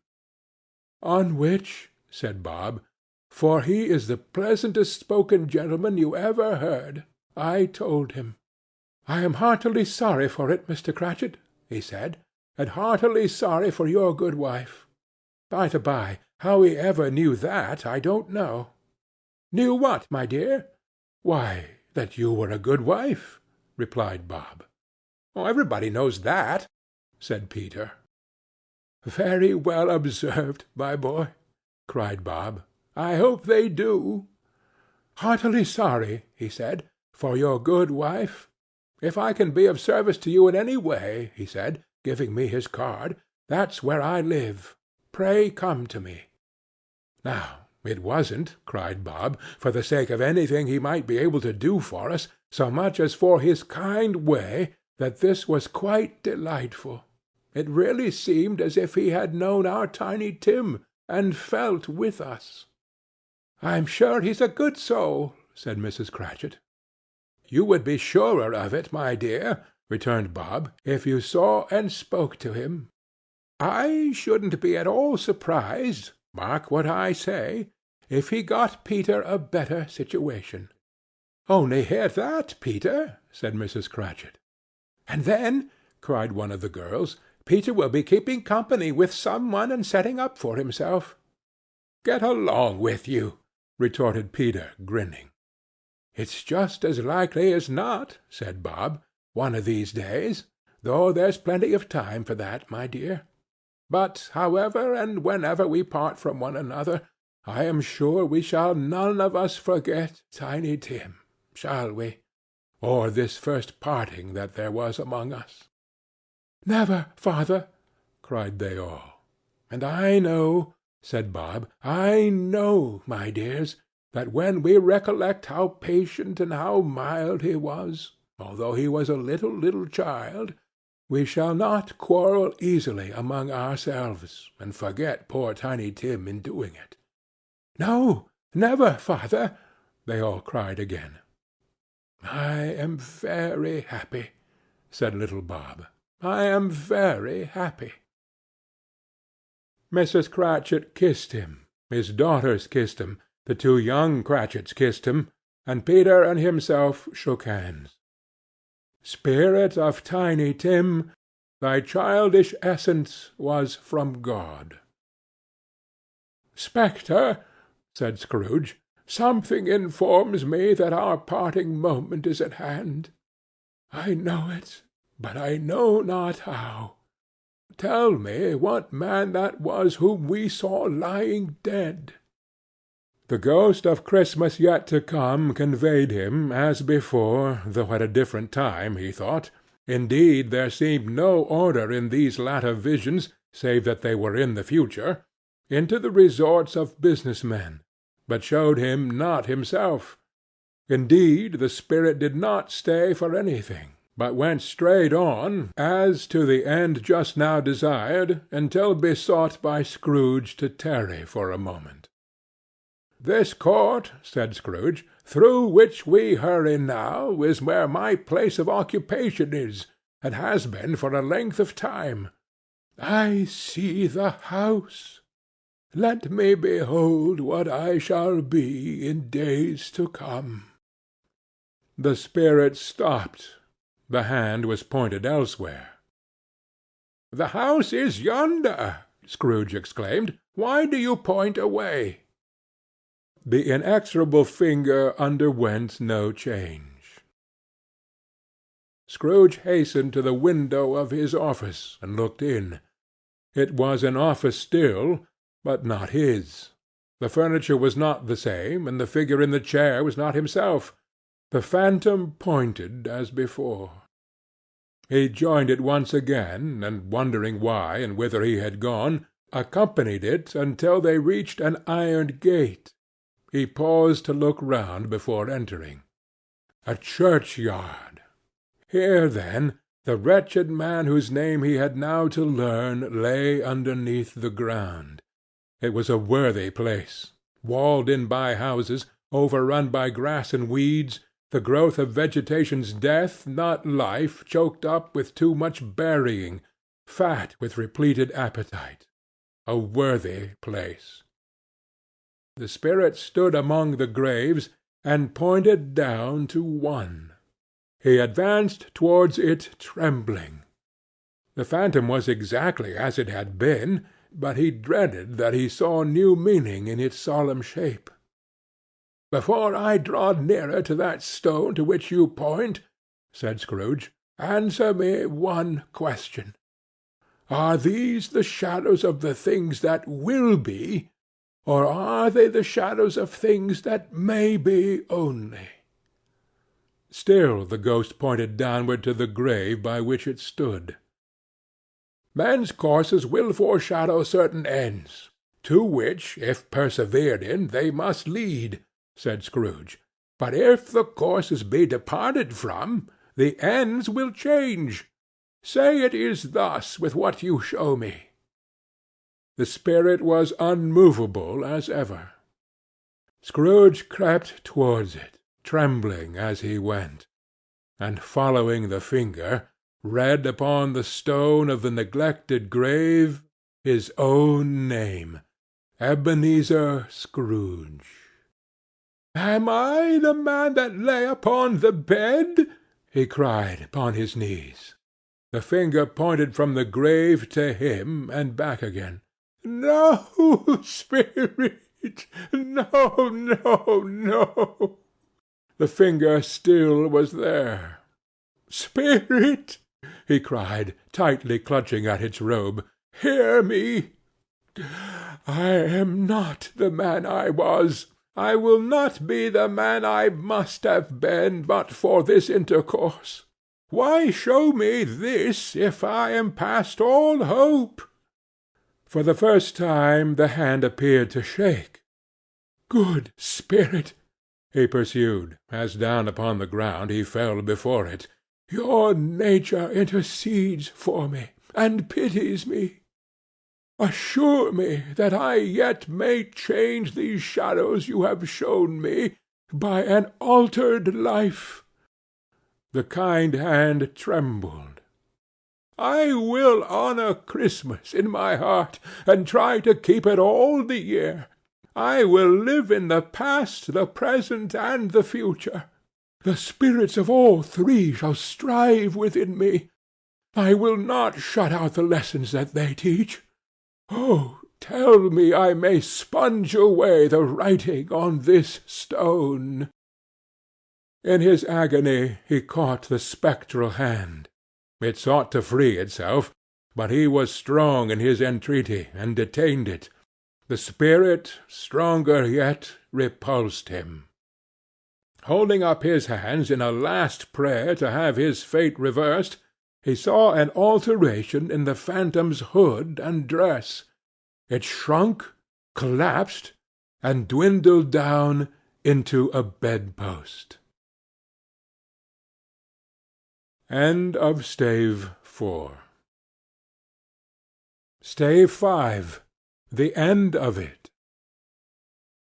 Yes, and the bedpost was his own.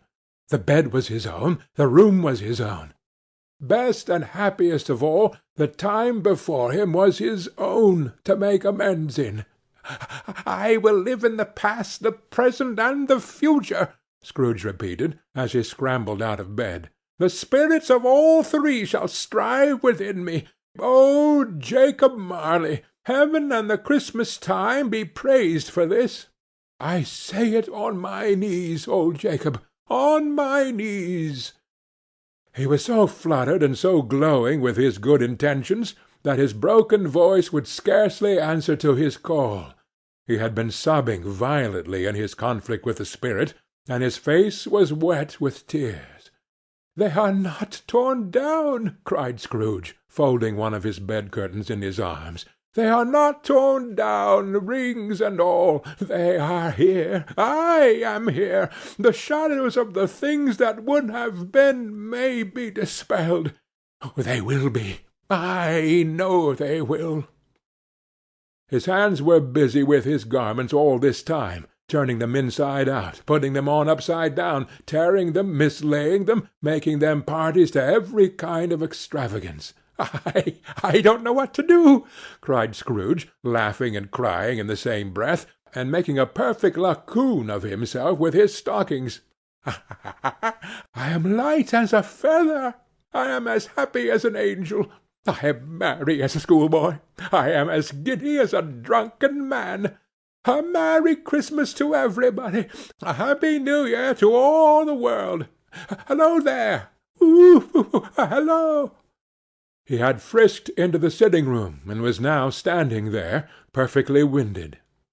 "There's the saucepan that the gruel was in," cried Scrooge, starting off again and going round the fireplace. "There's the door by which the ghost of Jacob Marley entered. There's the corner where the ghost of Christmas Present sat. Oh, there's the window where I saw the wandering spirits. It's all right. It's all true. It all happened.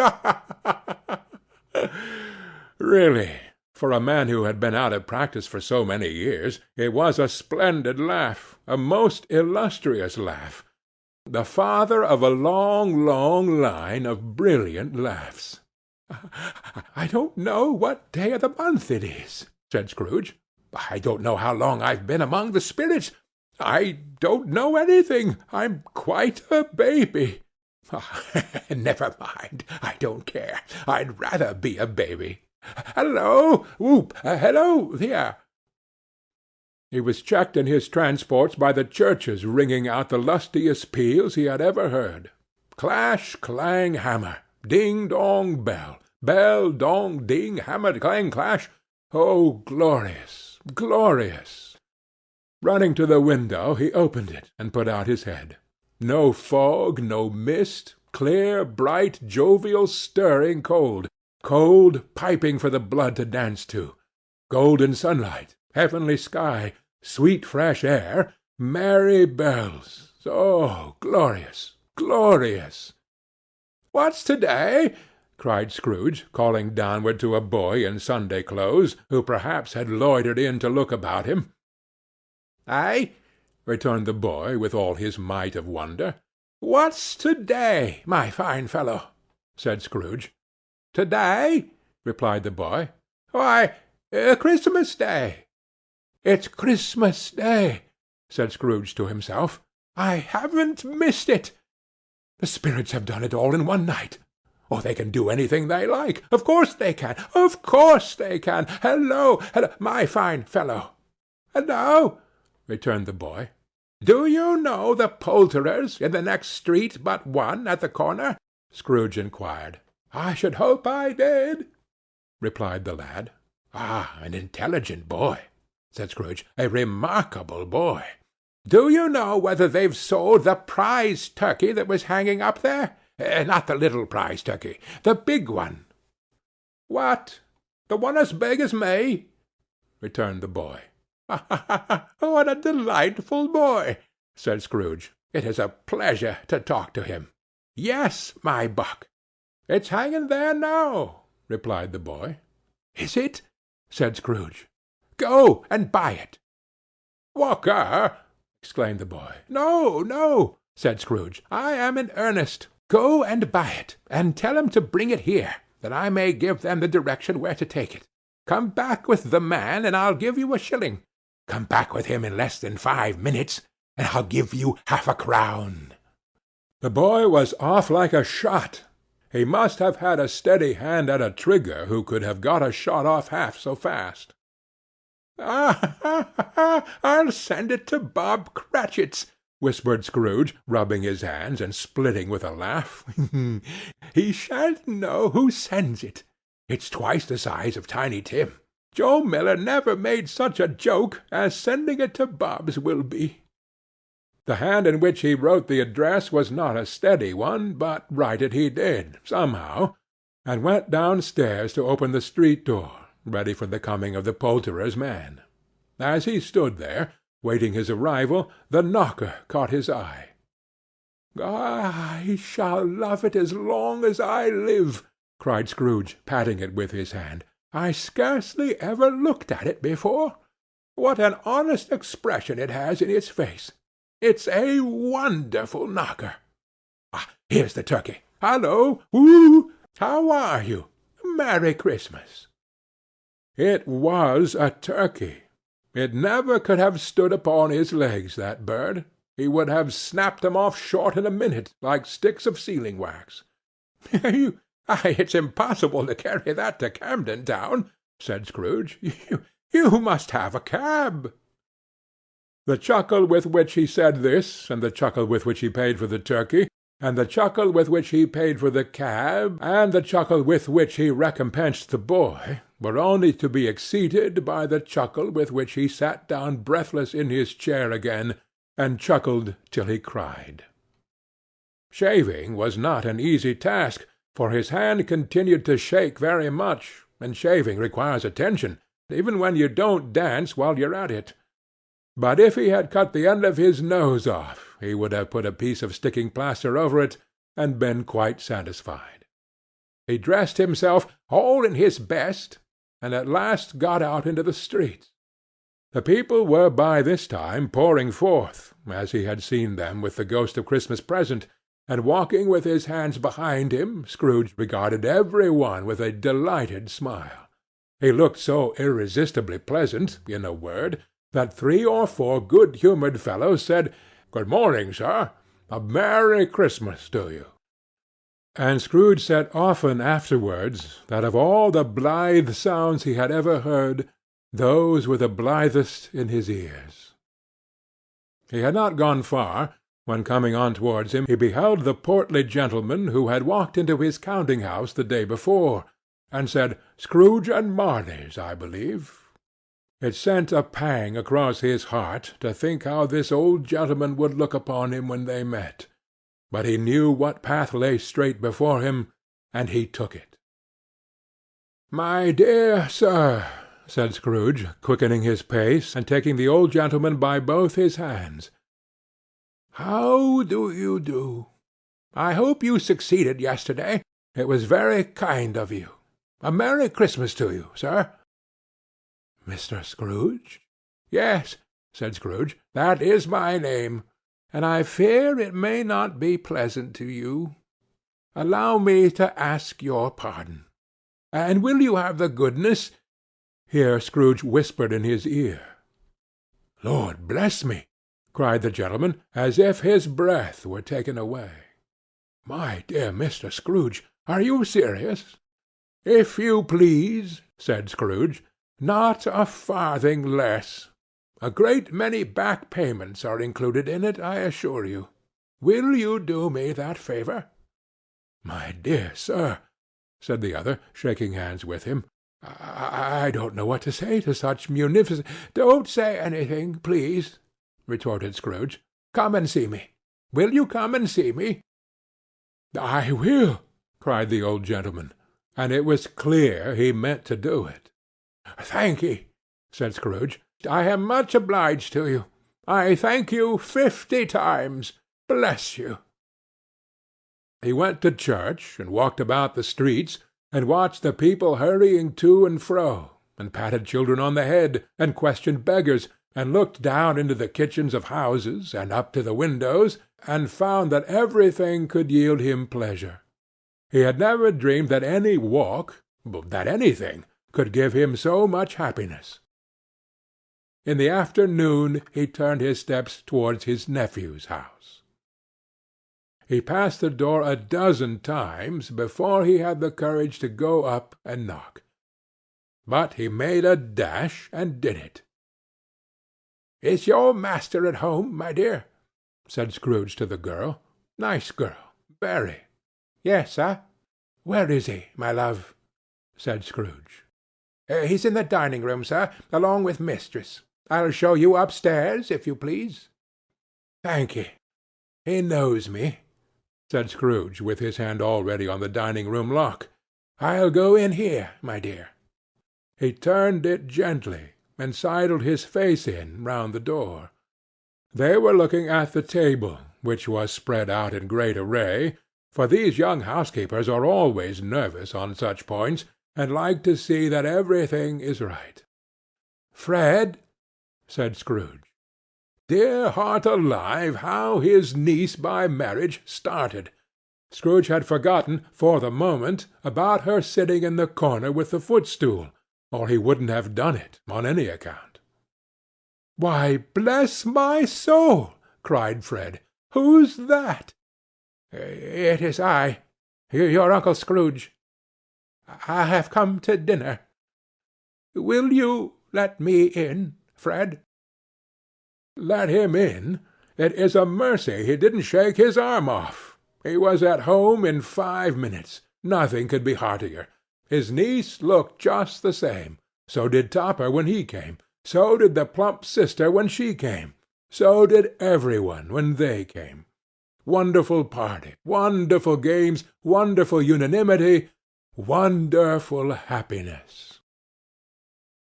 But he was early at the office next morning. Oh, he was early there. If he could only be there first, and catch Bob Cratchit coming in late, that was the thing he had set his heart upon. And he did it. Yes, he did. The clock struck 9. No Bob. 1/4 past. No Bob. He was full 18 minutes and a half behind his time.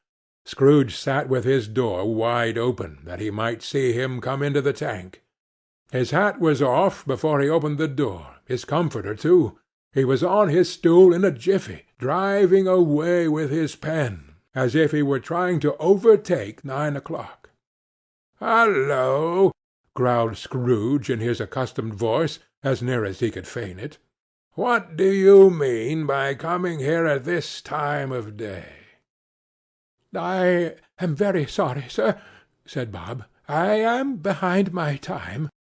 "You are?" repeated Scrooge. "Yes, I think you are. Step this way, sir, if you please." "It's only once a year, sir," pleaded Bob, appearing from the tank. "It shall not be repeated. I was making rather merry yesterday, sir." "Now, I'll tell you what, my friend," said Scrooge. "I am not going to stand this sort of thing any longer. And therefore," he continued, leaping from his stool and giving Bob such a dig in the waistcoat that he staggered back into the tank again, "and therefore I am going to raise your salary." Bob trembled, and got a little nearer to the ruler. He had a momentary idea of knocking Scrooge down with it, holding him, and calling to the people in the court for help and a strait waistcoat. "A Merry Christmas, Bob," said Scrooge, with an earnestness that could not be mistaken, as he clapped him on the back. "And a merrier Christmas, Bob, my good fellow, than I have given you for many a year. I'll raise your salary, and endeavour to assist your struggling family. And we will discuss your affairs this very afternoon over a Christmas bowl of smoking bishop, Bob. Make up the fires, and buy another coal-scuttle before you dot another I, Bob Cratchit." Scrooge was better than his word. He did it all, and infinitely more, and to Tiny Tim, who did not die, he was a second father. He became as good a friend, as good a master, and as good a man as the good old city knew, or any other good old city, town, or borough in the good old world. Some people laughed to see the alteration in him, but he let them laugh and little heeded them, for he was wise enough to know that nothing ever happened on this globe for good at which some people did not have their fill of laughter in the outset, and knowing that such as these would be blind anyway, he thought it quite as well that they should wrinkle up their eyes in grins as have the malady in less attractive forms. His own heart laughed, and that was quite enough for him. He had no further intercourse with spirits, but lived upon the total abstinence principle ever afterwards, and it was always said of him that he knew how to keep Christmas well, if any man alive possessed the knowledge. May that truly be said of us, and all of us. And so, as Tiny Tim observed, God bless us, every one. End of A Christmas Carol, by Charles Dickens.